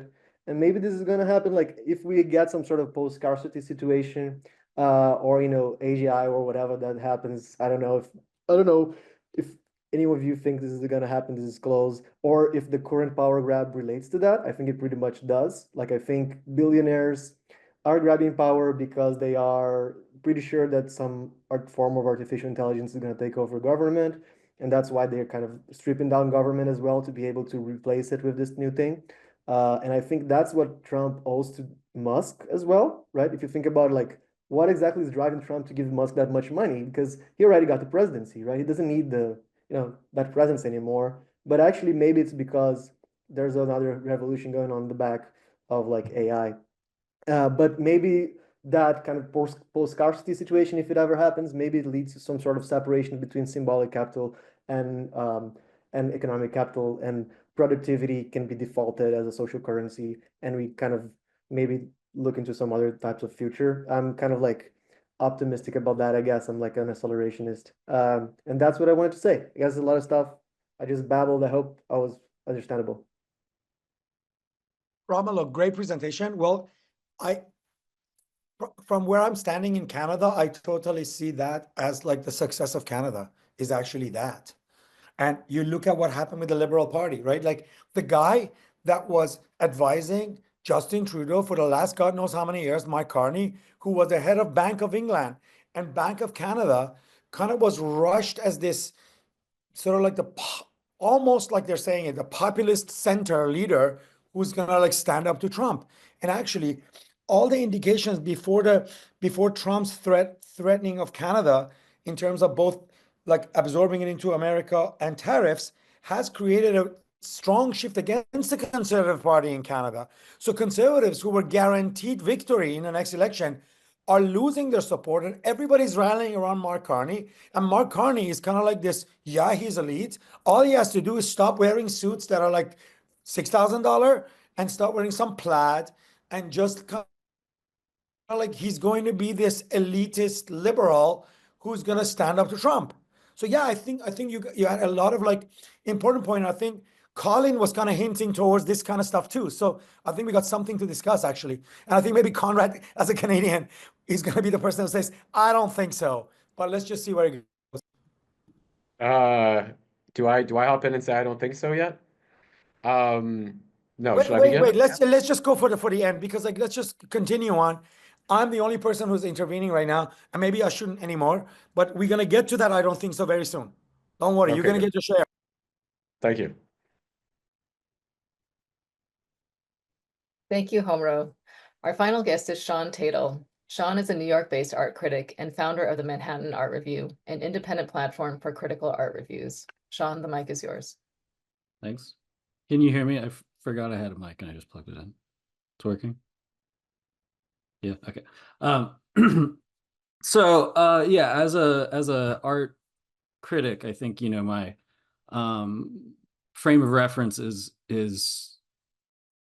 substantially different, and I deal far less with a sort of hoping for answers, or addressing these sort of societal problems, and sort of getting in on the ground floor and sort of pointing at the shit where it is, rather than diagnosing solutions, which is I think very specific to art, but also that my focus then, I think, that's analogous to it is the focus on sort of the difference between a populist individual or versus a good artist who's not sort of a product of a sort of a ideological blanket positioning. So I to go back to what Mo started with, the Greenberg and avant-garde and kitsch, I think that's a on some base level, the fundamental problem of what I deal with is sort of the art world itself is fully kitsch, and whatever model there once was for fostering an avant-garde is gone, and the notion of the possibility of an avant-garde is difficult to conceive of in the first place. And so the question is, what does that consist of? Where do you find that? How does it happen? How could it come back if it's dormant or whatever? And so I think the I guess the way I would sort of address this sort of general concept of populism that we've been talking about is, I would sort of frame it as a sort of symptomatic of the machinations of ideology, and that sort of this sort of massing of ideological camps is sort of the just sort of the dumbing down of society in general, and that sort of masks any possibility of, in art, a sort of vanguard position or improvement or quality or anything. And so I think one sort of way of framing the mass problem before sort of getting into maybe what a solution looks like, you can sort of, to address like wokeism as a problem, I think that you can just, I was thinking about this the other day, that you look at the last Venice Biennale, called Foreigners Everywhere, and you take like someone like Dean Kissick's critique of it, and his critique is oh well, like this multiculturalism is the show is all these whatever indigenous people from Colombia, or queer people, etc. All these the curation by the identity of the artist, as opposed to sort of an interest in the art itself as such. He's like, oh, this is bad because it's this not caring about the art, and it's it's the political mainstream to care about minorities, and that's wrong. But I think the much bigger, more fundamental problem than that is that simply the art world does not give a shit about these identities and people. Like you can't say that having a, indigenous person from Colombia in the Venice Biennale is like supporting that indigenous culture, except in like a very specific, like that person got some money sense. Like what it is, aside from art being money laundering for rich people, it's also like culture laundering and sort of cultural, like, greenwashing of people's consciences. And that, mass system of sort of flattering rich people is ultimately the sort of ideological basis for the art world. And that has nothing to do with art as such. It's just, shell companies for, people's brains or whatever. And it's, so it's a bunch of crap. And so I think the how that relates to sort of the what I would sort of hazard as a sort of my idea of what like I would define woke ideology or whatever, or wokeism. The way I would frame it is that it's a sort of sleight of hand of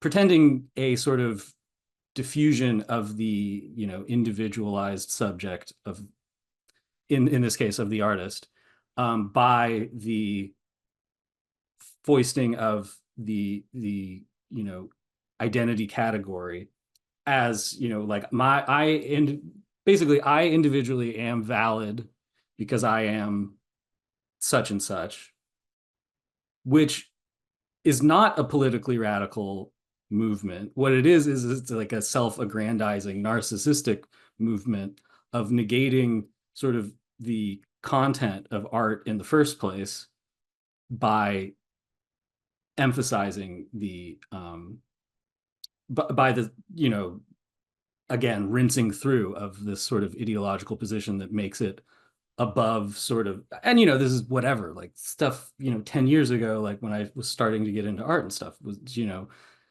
I'd talk to people and complain about how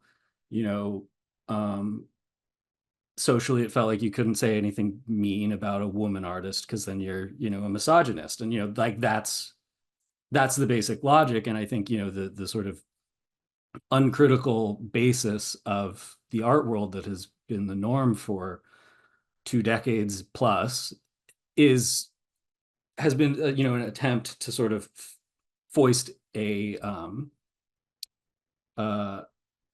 avoidance of having to deal with art as such by this substitution of these categories. And in art, I think it's a specific sort of issue that's far less pervasive, I think, in culture. Like, it's not to say that, identity politics itself is bad. It's that it's a sort of bad MO for an approach to art, because it obfuscates like art's artistic quality. And so, I mean, I guess, I can just, a lot of people, we've been talking for a while, so I can just kind of quickly do this and then we can open it up to the group. But I just recently read a Adorno essay in a Selva journal. It had never been translated, called Contribution to the Theory of Ideology, from 1954, I think. And so there's just a couple lines that I'll read that I think, as my stance on Adorno is basically that he was extremely cynical for his own time, but right on the dot for ours. So I'll just read this.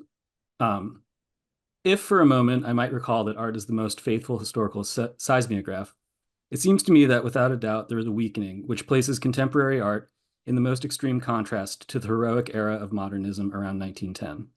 Whoever thinks socially cannot be content to ascribe this weakening, from which other intellectual realms such as philosophy are hardly spared, to the so-called decline of creative powers, or to evil, technical civilization itself. In thinking socially, one would instead find traces of some kind of tectonic shift. Countering the catastrophic processes in the deep structures of society, the intellect has assumed for itself the form of something ephemeral, thin, impotent. In light of contemporary reality, it can barely make the unbroken claim to seriousness in the way that 19th century believers in culture naturally did. The tectonic shift, literally between the strata of the superstructure and the base, extends to the most subtle, eminent problems of consciousness and of the shaping of the intellect. It is not that these powers are missing, but rather that they are crippled. Any intellect that does not reflect on this, and which goes on as though nothing had happened, seems to be condemned in advance to helpless vanity. If the theory of ideology has always reminded the intellect of its frailty, today its self-consciousness would also have to face this aspect. One could almost say today that consciousness, which Hegel essentially defined as the moment of negativity, can survive only so long as it incorporates the critique of ideology into itself. One can only sensibly speak about ideology as though it were an autonomous, substantial, intellectual entity which has emerged out of the social process and makes its own claims. Its untruth is always the price of this detachment, of the disavowal of the social basis. But its moment of truth clings to such an autonomy, to a consciousness that is more than mere reproduction of what exists, and it therefore strives to penetrate what exists. Today, the signature of ideology is more the absence of this autonomy than a deception of its claim. With the crisis of bourgeois society, the traditional concept of ideology seems to have lost its object. The intellect splits apart into a truth which is esoteric, critical, in that it externalizes itself from semblance and is alienated from the immediate social context, and the planned administration of that which was once ideology. If one were to define the legacy of ideology as the totality of all intellectual products, which today occupy the consciousness of people to a great extent, then one may understand by this less an autonomous mind deceived about its real social implications than totality of what is manufactured in order to capture the masses as consumers and, if possible, to model and fixate their state of consciousness. And so I think, to turn that into a sort of incredible. Yeah. Sorry, I was just going to say incredible time capsule. Yeah. So I think what I'll say, to wrap it is that I think, what a avant-garde artist, what a whatever realized, culturally fulfilled artist, whatever you want to call it, consists of is a sort of internalized self-criticality, which is actually a sort of self-overcoming of sort of this individualism that like identity art fixates on, is actually sort of a subsumption of one's own sense of self into a sort of generality or relativism of one's own position as an artist, that you are not, the true unique genius, that actually suspending that or moving beyond that is actually the position from which an artistic radicality can occur, which I believe you could easily say is how a political radicality also occurs, is the sort of radical self-consciousness and radical self-criticality. But I don't, as an art critic, I don't really have any answers on how one should go about fostering that. That's all. Thank you so much, Sean, and thank you so much, everyone. Based on how we planned it, I think now we should just see whoever of the panelists would like to speak. I think maybe we start with Conrad because he was the first person who sort of like signaled that he has something to add. And I think we can just, if you want to like address something short and brief, definitely shorter than our presentations, maybe you can write your name on the sidebar, and then the moderator can go and pick them up. I would like to have Conrad to speak first because I got a chance to respond in between to many other things except Sean's, which I can bring it at the end. Go ahead. Okay, so Dear I moderator. had just Oh, go ahead. Go ahead. just Yes. Conrad, thank go you. ahead. So in response to your comments about Canada, I don't wish to overmine or undermine what you're saying, but I will, as I believe a Canadian, in spite of having not lived there for some years, that's what's on my passport, and that's where I grew up, offer what little insight I can. So there are certain unique features with respect to what you've been described as the liberalism of Canadian society. I would draw particular attention to the fact that Canada is, to my awareness, the only country, or at least the only country in the West, because I think it might be a bit different if we talk about places like Brazil or Russia, but is the only country in the West where support for multiculturalism is positively correlated with patriotism as a value, right? So that's very, very interesting. And I think it's worthwhile to ask ourselves, why is that the case? How has this dispensation been created? And I want to point to a couple reasons. I think we know, of course, that multiculturalism was officiated as a policy in Canada in the late 1970s by Pierre Trudeau. And I would argue that this was essentially a response to Quebec nationalism and the threat of Quebec separatism. So it was a kind of rejoinder, right? Well, you say that you don't want to be part of, Anglo-Canada, stodgy Anglo-Canada with the Queen. We're Deleuzians. We're multicultural, right? We're rhizomatic, right? That having been said, right? By the way, I think another factor, obviously, and you can see this in the United States as well. It's the decline of the birth rate, right? It was very, very decisive, and that was occurring in the post-war era. So there was an attempt to buoy economic gains, right, through bringing in large numbers of foreign workers and entrepreneurs. I wonder sometimes if in Canada there hasn't been as much tension around those issues, partly because many of the immigrants who've come to Canada we see are from China, are from India, right? And you have kind of the Harold and Kumarization of the immigrant phenomenon there, right? Where these are demographics that, in a certain sense, enjoy more social acceptance, right, than some of the groups you see in other parts of the West. So these are very, very important questions to raise. That having been said, we need to understand that project, if you will, is a very, very incomplete one.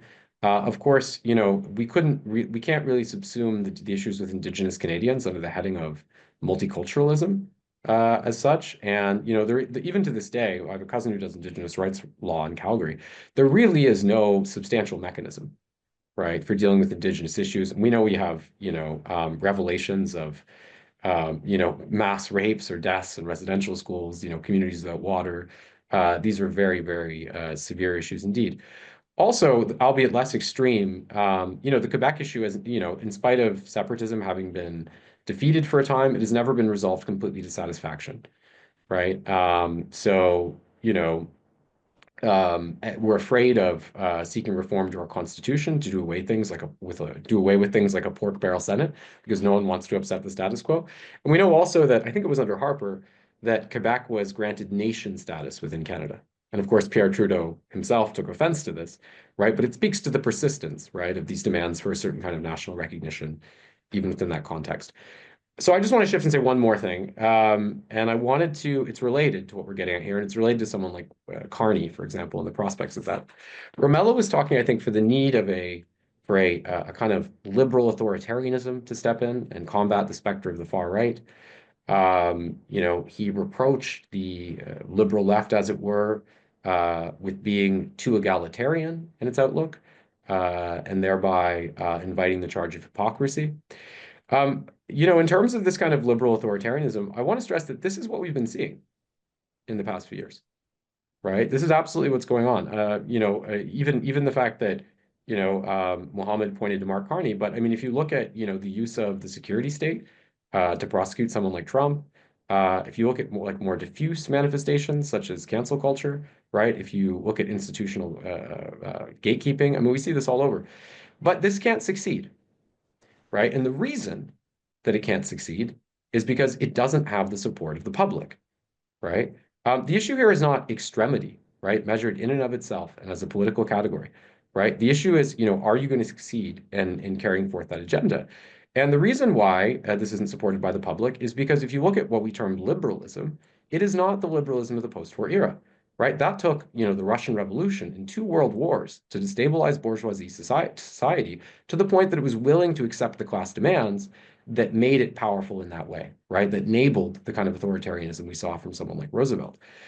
So again, I don't think you're describing anything really beyond what maybe in some ways you have additions, but I don't think you're describing too much beyond what we see right now, Romulo. But I think that without the acknowledgement of class and without the acknowledgement of the impossibility of liberalism as an ideology to escape the clutches of neoliberalism and its fetters, I just don't think it's a very useful analysis. And this is why today, right, it's the failure of liberalism, why today, there's been some energy and why we're trying to reinvigorate, socialism and Marxism as causes, right? Of course, we know that even the liberalism of yore never brought about anything like a kind of society devoid of class, but we see today that it's even markedly worse. It's only able to engage in performative, at times authoritarian gestures, and not address the underlying economic situation. So I don't think that a proposal for a more liberal authoritarianism is eligibly successful in any way, shape, or form. Thank you. Thank you. Just briefly, I don't think I would say a liberal authoritarianism, maybe like a liberal aristocracy or some left aristocracy or something like that. I wouldn't All say you want. I wouldn't say imposition is of the correct use of power. I think education and bringing people to the level of awareness that we should, I think we should assume that or understand that or admit that some people are really dumb and evil, and they should be bring to a level of we should help them. This is actually a human pursuit. It's like a humanist really mission. You should bring those people to the level of debate and level of moral equal ground. Actually, I think the problem is not. I mean, I don't dispute the sort of authoritarianism. I don't dispute. I don't think we should use the governmental like surveillance state in order to create that. I think we need a better elite that can like maybe slow, long term kind of create that census. Maybe this is what culture is actually. Well, I see here like materialism and idealism clashing. I'm sure other people would like to respond. We also have someone who's waiting to get into the room, Ali Ahadi. So at some point he would raise his hand or get him into the room so Ali can also speak because he has some very important point to contribute, but he couldn't make it as a presenter. So he can maybe address that a little bit later. So let's go to Colin, right? Because Colin raised his hand. Okay, thanks. Well, after listening to the discussion, maybe I have something less boring to say. I have an uneducated and perhaps barbaric opinion about art. So I'm here among the artists. So you can feel free to laugh me out of the room. I'm not much of an appreciator of art. Just not a very visual person in general. But I've recently had the occasion to become a patron of the arts. I have a staff artist who produces posters for our member school classes, and so I've been spending money on art. And I've been thinking about this, what am I buying when I buy this stuff? And I think part of the complaint about the paradigm, the curator's paradigm, or whatever that you've been complaining about, right? Partly this is that what it is on the surface is it's about the artists, right? The artists are making art that is about the expression of their identity, and it's about them. And of course, but there's a kind of hypocrisy here because what's really being done is flattering the self-conception of the patron as being a person who cares, right? And this is what universities do, right? I mean, as well, a context that I'm more familiar with.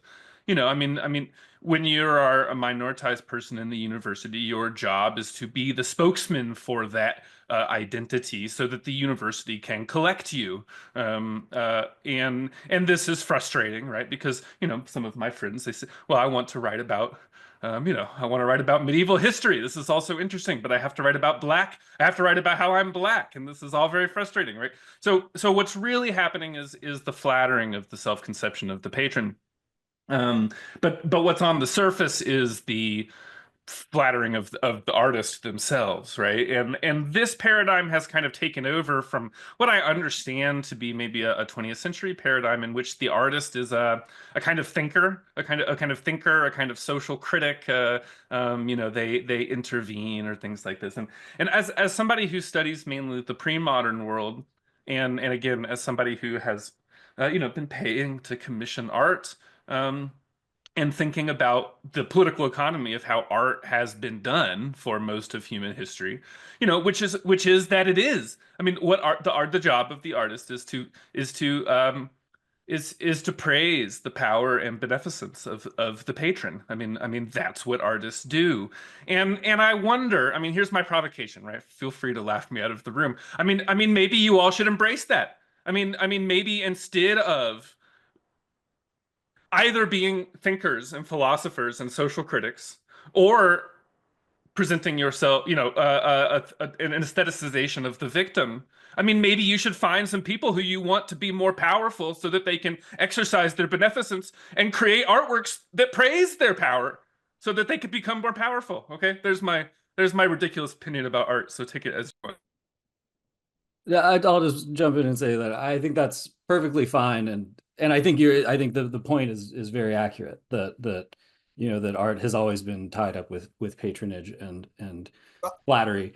But except Sean, that in the development of European avant-garde, there was something going on, that like a new bourgeoisie that later was anti-Semitized and called like the Jews, were supporting the Impressionists, post-Impressionists, all that, against what was in the salon. So, and then actually there was a fantastic article by Jason Farago a few months ago about an Impressionist show at the Met or somewhere, which actually kind of like totally I don't know, we discussed that article, right? Didn't we? It was a really Maybe, beautiful article. It used the show in Paris or somewhere I think it was in Paris. us, to remind us about this sort of like, so basically if you put together what you agreed with Colin and with Romulo, is that yes, the sort of like the Manet being like a person who could go in between salon and avant-garde, and then everyone after Manet being kind of like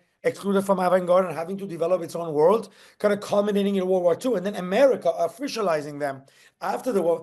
I mean, after the artwork was destroyed by Hitler and the Nazis and called degenerate, right? Degenerate art, that what was avant-garde was brought to America and then turned into the official cultural policy of the United States and its allies, right? But there was that moment where like another set of patrons that were not just Jewish people or whatever the Hitler want us to believe, sort of like began this thing of like, yeah, like, please represent my benevolence. Please go ahead. So we've done that once, I think, right? Do you agree with me based on your knowledge of history? Or Sure. So yeah, so basically what Colin is talking about, we already did that in 1890s to 1940s in a way, right? But go ahead. Yeah, and if anything, all I'm saying is if what we've lost, it's not the egotism, it's that we have the egotism without like the artistic. The art just is bad, because I think the sort of the ideology of the flattery has superseded the basic need to develop as an artist, and to sort of I think that sort of the art schools sort of run a script where it's like, you should do something about your identity, and you should paint yourself, and then you'll make lots of money. The problem is only, like, I don't think there's anything inherently wrong with that. You can be a good artist and do that and conform to it. It's not a problem. The problem is that they've kind of fast-tracked the sort of 10 years of struggle that turns you into an artist of a developed, relevant perspective. So that's just like, you could say something, reactionary, like taste has left the art world, and that's the actual problem. So, that sort of, my emphasis on that is sort of a diagnosis of sort of what's become overbearing, not so much that it's a inherent evil. I think Matthew and Raphael. I don't know who's Matthew's before me. Yeah, you can go, Matthew. Oh, can you guys hear me? Yeah, Yes. So, okay, so I'm just responding to Romulo's point about the opposition to populism is the embracing of the elites. So I think, the first history in the United States that we have to look at is what happened when, the Democratic Party no longer embraced labor. This history is documented by Thomas Frank. So basically, under Carter, they started to move away from labor and started to move towards technocratic elitism. What we get is the byproduct of the Democratic Party under Clinton. We don't really see this. So they go even further to the right, more authoritarian under Clinton. And so the basic material problem with this is that we get policies that don't look populist at all, that don't, we have the whole, the working class is basically sold out. We see the cutting of social programs for the first time by the left, going further on the right. We know this history, right? The other thing I think that we have to kind of come to terms with is that I don't think that Trump's 24 election is necessarily even populist. If we look at history, the political history under Max Weber, for instance, he says that when charismatic leaders, in this case, who are populist, don't institutionalize, they institutionalize or die. So what we see is that when Trump loses in 2020, he realizes that he's at this turning point where he has to institutionalize or die, like all populist movements. And so he, at this point, makes a deal with organizations like the Heritage Foundation. And then he goes even further when he gets in bed with the oligarchy. And again, this reinforces the point that he is in no way representative of the populace. And he is representative of this post-democratic age that we're in, ushering the United States into a movement, into a moment very similar to the post-USSR under Yeltsin, when policies are further and further and political power are further consolidated under oligarchical rule. So that's my problem with elite, with embracing an elite. And again, I don't think elitism or elite politics are the opposite of populism. I think the opposite of that is what Weber would call traditional authority, which is bureaucracy, having a solid and stable government that can actually be influenced by people. That's all I had to say. I think those are all very good points. And I'll be the first one to say I'm not very ignorant about US history. I'm coming from another context, and I'm thinking of other examples when I talk about like an aristocracy and stuff. I'm thinking of much older governance. I do believe I don't think the Democrats are liberals though. I don't think they uphold like liberal values. I wouldn't say they're leftists. And I think maybe probably you would agree with that. So I think they sell out like Bill Clinton and stuff and those stuff. They're not kind of like upheld the right values. The thing about being like liberal supremacist or whatever is not that you're being a supremacist of a certain party, or you're being a supremacist for a certain set of values that I think should be upheld above anything else, right? So yes, but I agree with a bunch of points you made. I think they're very important.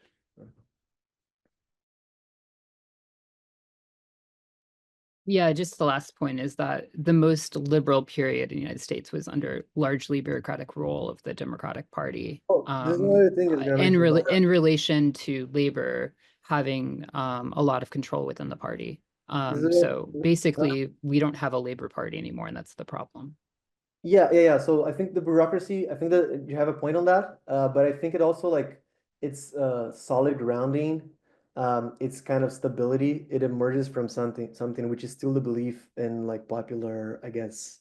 There's still this appeal to a popular demand or popular power, or some sort of dynamic force that's coming from the masses.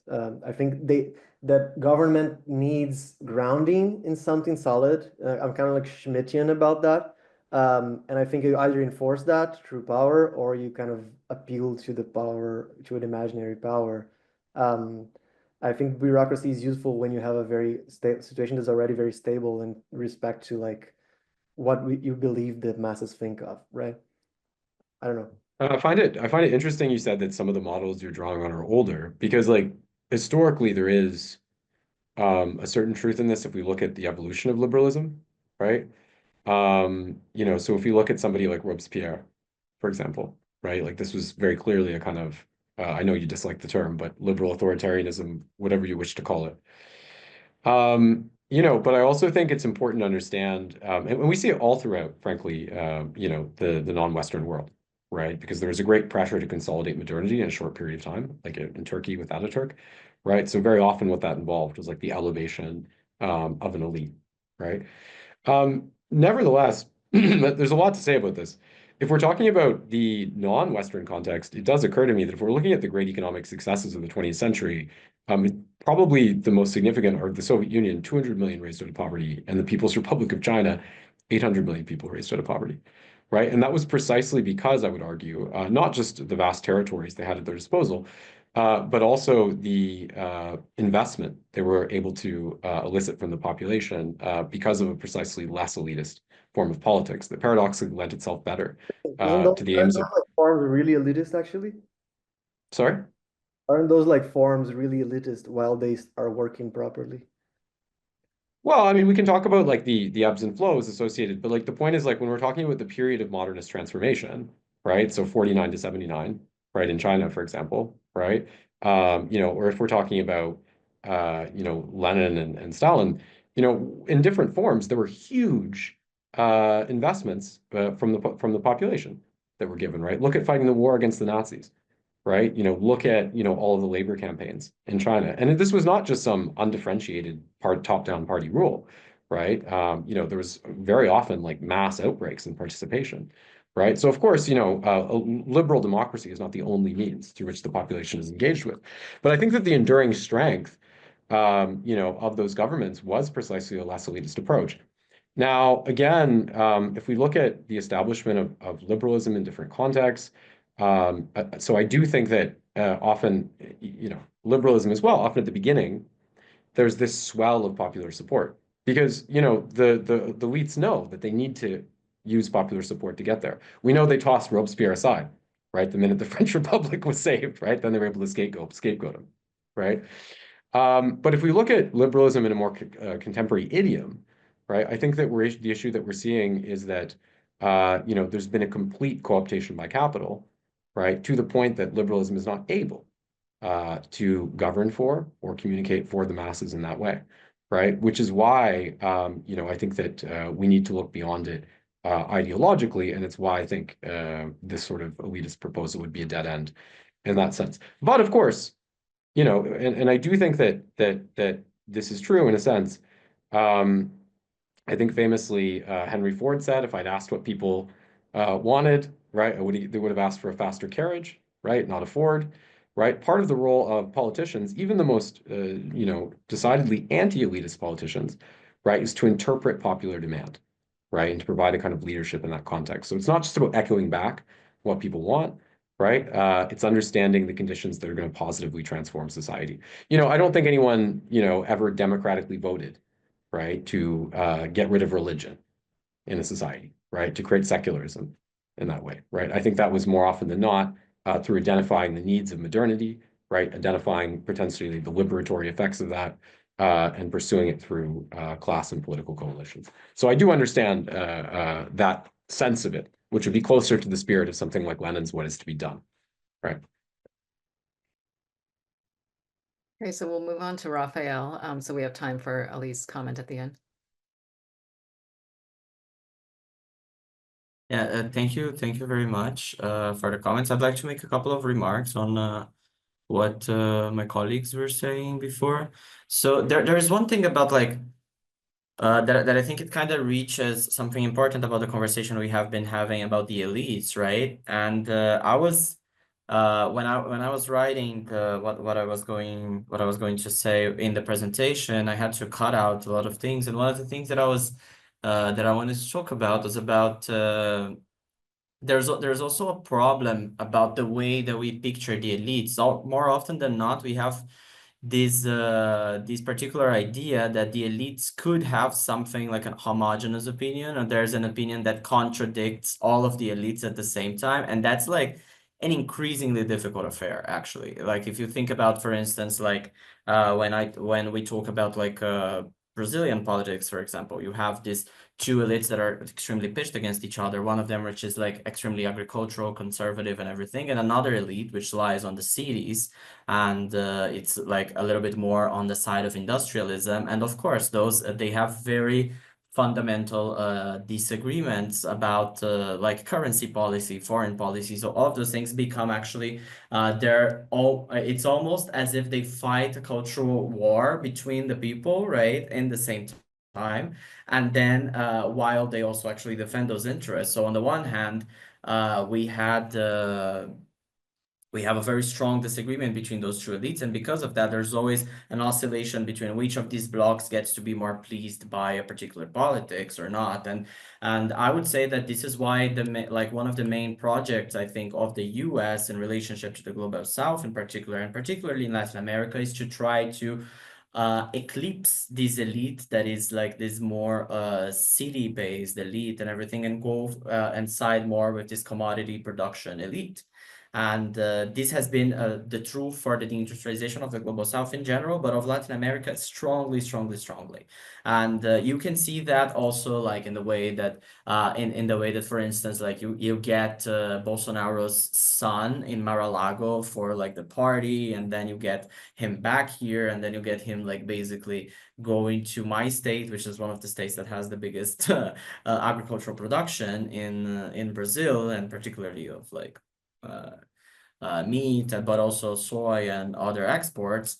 And so I think that there is a need of us to actually, like, if we're talking about, or also like as you were talking about like arts and everything, to actually see what can we draw from these elites, right, before they get betrayed or before they get because again, we're playing electoral politics, and like if we think that you can play electoral politics with like vibes and convincing and just like, no, you need the machine, you need the money, you need the machine from the state, you need the machine from whoever's there, and you also need the machine and the machinery from that only the elites can provide of an image of development. And I think that this has been a naivety that has like wrecked a lot of those endeavors that, again, that they talk about like electoral politics. Like if you're talking electoral politics, you have to get your hands dirty, and you better start as soon as possible, right, to do so. And but I also wanted, like Matthew mentioned something about public policy, which I thought that was really interesting. And I think that even like the institution of public policy sometimes become this field of like, sometimes coining a public policy becomes irrelevant. I'll give one particular example. Like when in the first Lula government, one of the main things that Lula wanted to do was to have this economic, was to diminish the level of hunger in Brazil, of course. And then there was a bunch of sort of social experiments. There was like this crazy alternative currency in the countryside. It didn't work that much. And then there was actually the basic income program, which had a bunch of conditional. So like you have to put your kids through school. You have to put your kids like as each kid that you have, you're gonna have this much more money. And there's all this architecture of like how it works. And this program was like the cultural war of the time was crazy. Everybody was like, of course, poor people are just gonna have kids and get money and then just live and never want to work and anything. And a part of it is like, of course, poor people know that like they don't have to take the first job on the hand because they're not gonna die so fast. So they can look for a job that pays them decently. So there's a bunch of options that become available to you and that people just don't realize. And then this program that was like the main thing and that was shit on by the right for years, as soon as Bolsonaro got to government, one of the last things that he did for his election was to actually amplify it because of the pandemic. And there was this major amplification. So something that like was a particular achievement became so ingrained and institutional that then there is a flip side, and people are, oh wait, but like listen, look at what he did with this program. And of course the short memory there plays a role, right? Because you get like a policy that stops being a government policy and becomes a state policy. And I think that this is a lot of what we're talking about in terms of like establishing a baseline comes with the institution of politics that are irregardless to the government so much that they get to a ground level on the public debate. And this is the politics that like the policies that we should be coining, right? The ones that like they set the ground in a place so that is like that makes the national debate not move from that. Like that's already a given. Like and much in what Conrad was saying about like having this patriotism that is kind of like multicultural by default, and also like in this level of like basic income policies that like it after a couple of years it becomes indisputable, and it becomes like, yeah, like nobody's gonna move there, because if you move there it's gonna be so unpopular that like it doesn't matter what you're offering. Like it's just like you're gonna lose if you mess with that, you're gonna lose. But yeah, it's just very difficult to do to do those things. You have to be, there's a level of like not authoritarianism, but like of negotiation within the state apparatus that people are just getting less and less equipped to do so. And like if you go to those like public management or public administration workshops, like that they give to like public servers around the world, it's extremely dire. All they talk about is like partnerships to the like with the private sector. All they talk about is like, okay, how do we get the private sector to actually like us? How do we get efficient like the private sector? And in some fields, sure, you can learn from private firms like digitalization of documents, whatever, but like bureaucracy has to establish itself as this maker of and this safeguard of what the state can do. Because when it loses that, and this is what we're seeing in the US, when it loses that, it just like you get put in a very difficult situation. And like I see what's happening in the US right now. I think that like that would be far more like institutionally difficult to happen than it is in Brazil, because of the shape of the constitution being relatively new, and the way that the constitutional defense actions are sort of like and the ease with which like people are just impeded of doing such things that could be in constitutional nature. That I think it's just very interesting that we get back to looking at that, get back to looking at policy as something that sets the ground for like acting.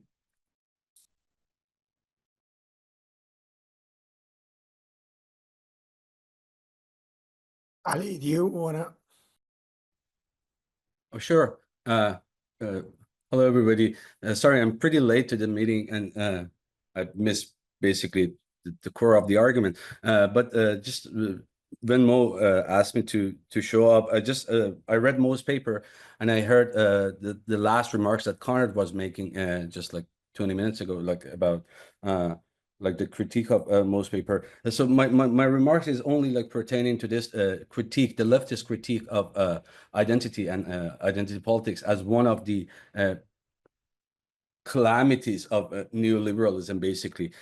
When I read Mo's paper, the part that stood out to me, and I think that, or at least it gives way to think about this, even if it's not explicitly like mentioned in the paper, is that like when he makes this analogy that the wokeism itself has this like popular logic or the logic of like populism in it. So it made me think of that. Despite the fact that like this critique of wokeism by this MAGA like stream is like presenting or representing itself as an antithesis of identity politics, but the main issue is that like it is not really an antithesis of it, is an extension of it. So the way that identity politics was deployed in art in terms of like, oh, there are only bodies and languages, I'm Black, queer, like sex, body. And so identity as the manifestation of a pseudo account of truth, what has happened in the past. It's an absolute singularity, and it has nothing to do with that which has happened to the others. So I think we cannot really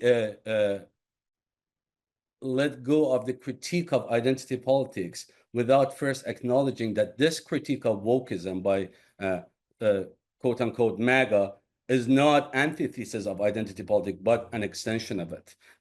Second is that I think the key issue of critique of identity politics is a materialist leftist critique of it. If it's going to be just leftist without taking into account the material mode of productions, I think it's of no use. And in that sense, I think the key point is that the success of neoliberal mode of production is that it has assigned to other a very specific role in productions of subjectivities, that those subjectivities induce the very material and physical distribution of global labor and global workforce. So in this sense, other in neoliberalism must be understood as a notion of temporality, as a notion of time, a very fantastic compound time in which I usually say a simple present tense with a future perfect form a dialectic. So for example, if I can exemplify it, other as the elite status, my other is my future perfect that induces the production of subjectivity, that I desire to be that guy instead of being a sessional instructor in university. One day I will be the tenure stream faculty member, but at the same time, this desire that is my future perfect is the simple present of my other. So in this dialectic between the simple present and future perfect, I tolerate this absolute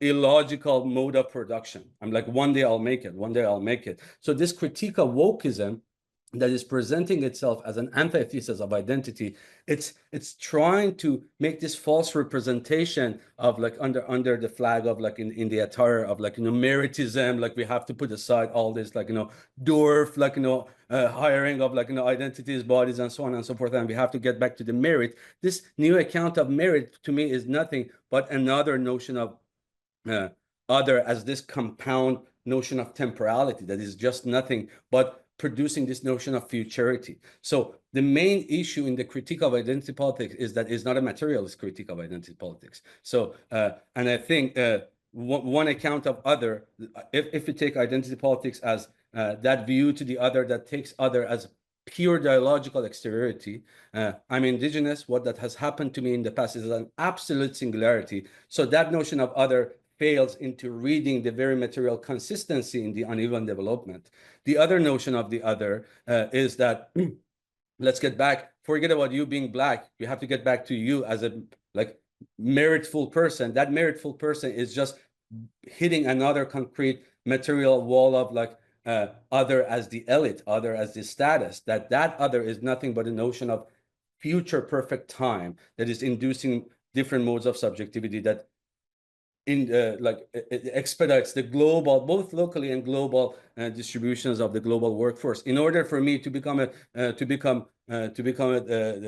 refugee in Italy, I need to first have Italy as this object of desire that has been produced for me as a future perfect. So mobilizing my body from this part of the land to the other part of the land. So I think that part, this type of critique of other could be read somewhat in most paper without having been explicitly stated. But I think it gives way once it shows that wokeism is not really an antithesis of what we're seeing now in terms of critique of wokeism. These are extensions of one another, so they don't form a dialectic. So I hope I could articulate myself. Sorry, I was really late, but this was something I just want to mention. Actually, we're almost on time. We started 10 minutes late. Okay.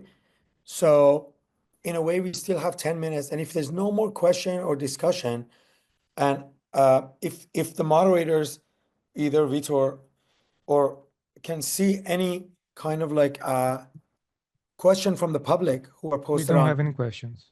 Yeah, so we don't have, and actually our moderator had to leave right at 3. So I think she has left. So I think Vitor will take over.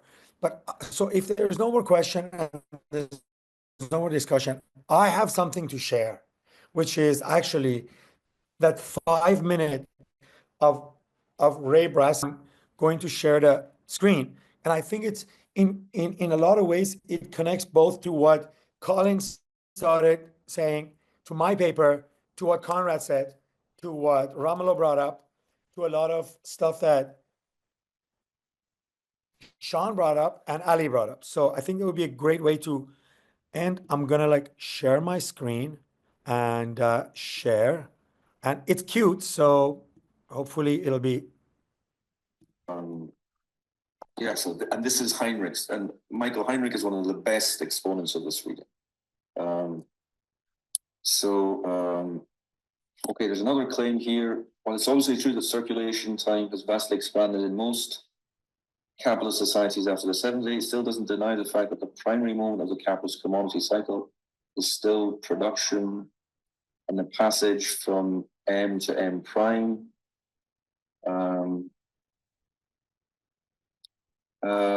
I'm not sure. So what, okay, deny the fact that the primary moment of the capitalist commodity cycle is still production.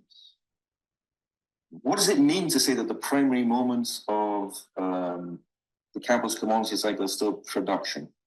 Yes, it's the production of commodities, but a commodity is exchangeable. Yeah, a commodity is something that is made to be exchanged for money. And in other words, so this is why you can't, and in a way, as Marx's whole point is that,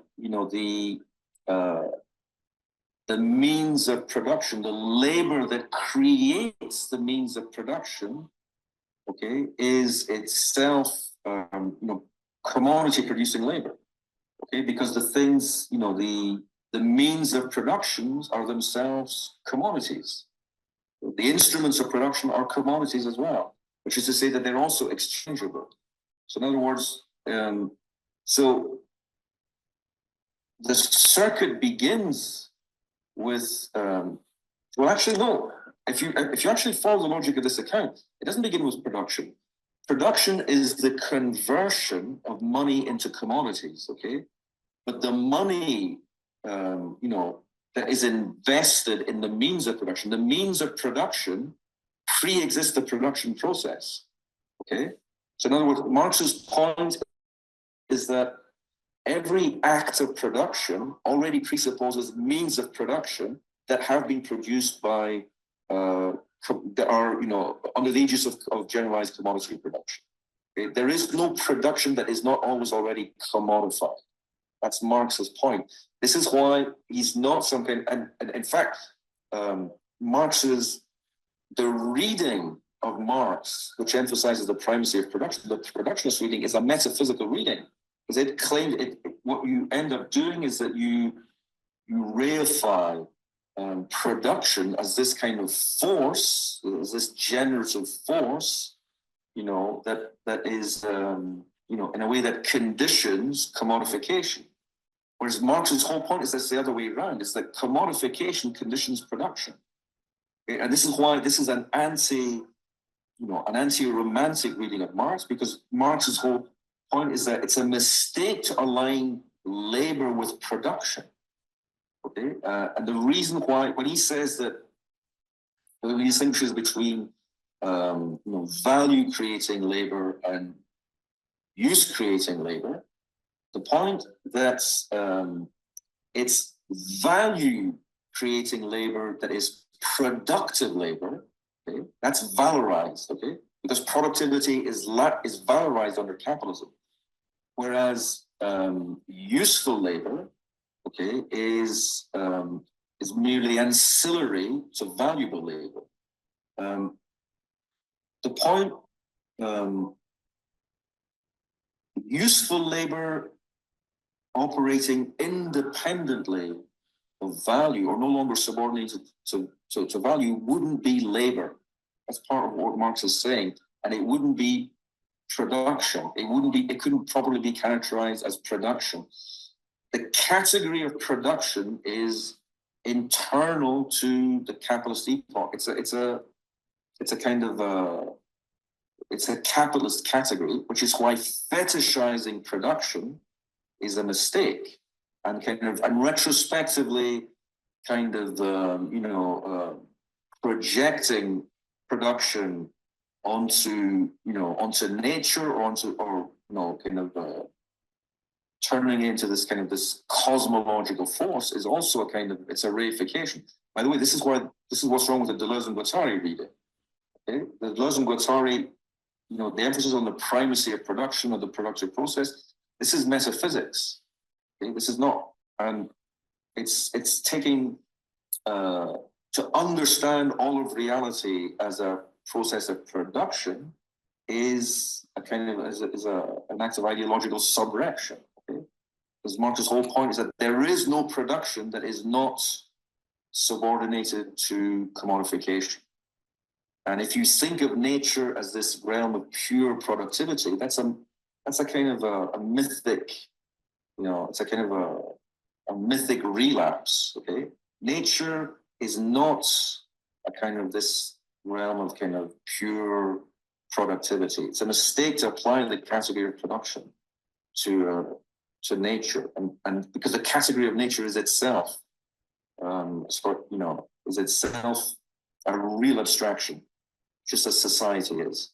Which isn't to say that Marx denies that there's something, you know, that there's a kind of a material reality that exists independently of human social practices, but he's saying that the ways in which we, you know, characterize that material domain, you know, are never entirely immune to kind of ideological, you know, kind of contamination. So this is why he thinks, no, science is a good way of describing and explaining nature, but science doesn't. In science, you don't talk about nature as this realm of pure, you know, pure production. That these are romanticist paradigms, you know, which should simply obfuscate.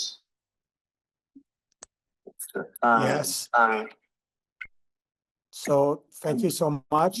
I just thought it was. Does anyone else? Okay, I have to close that window, I guess, right? Just one second.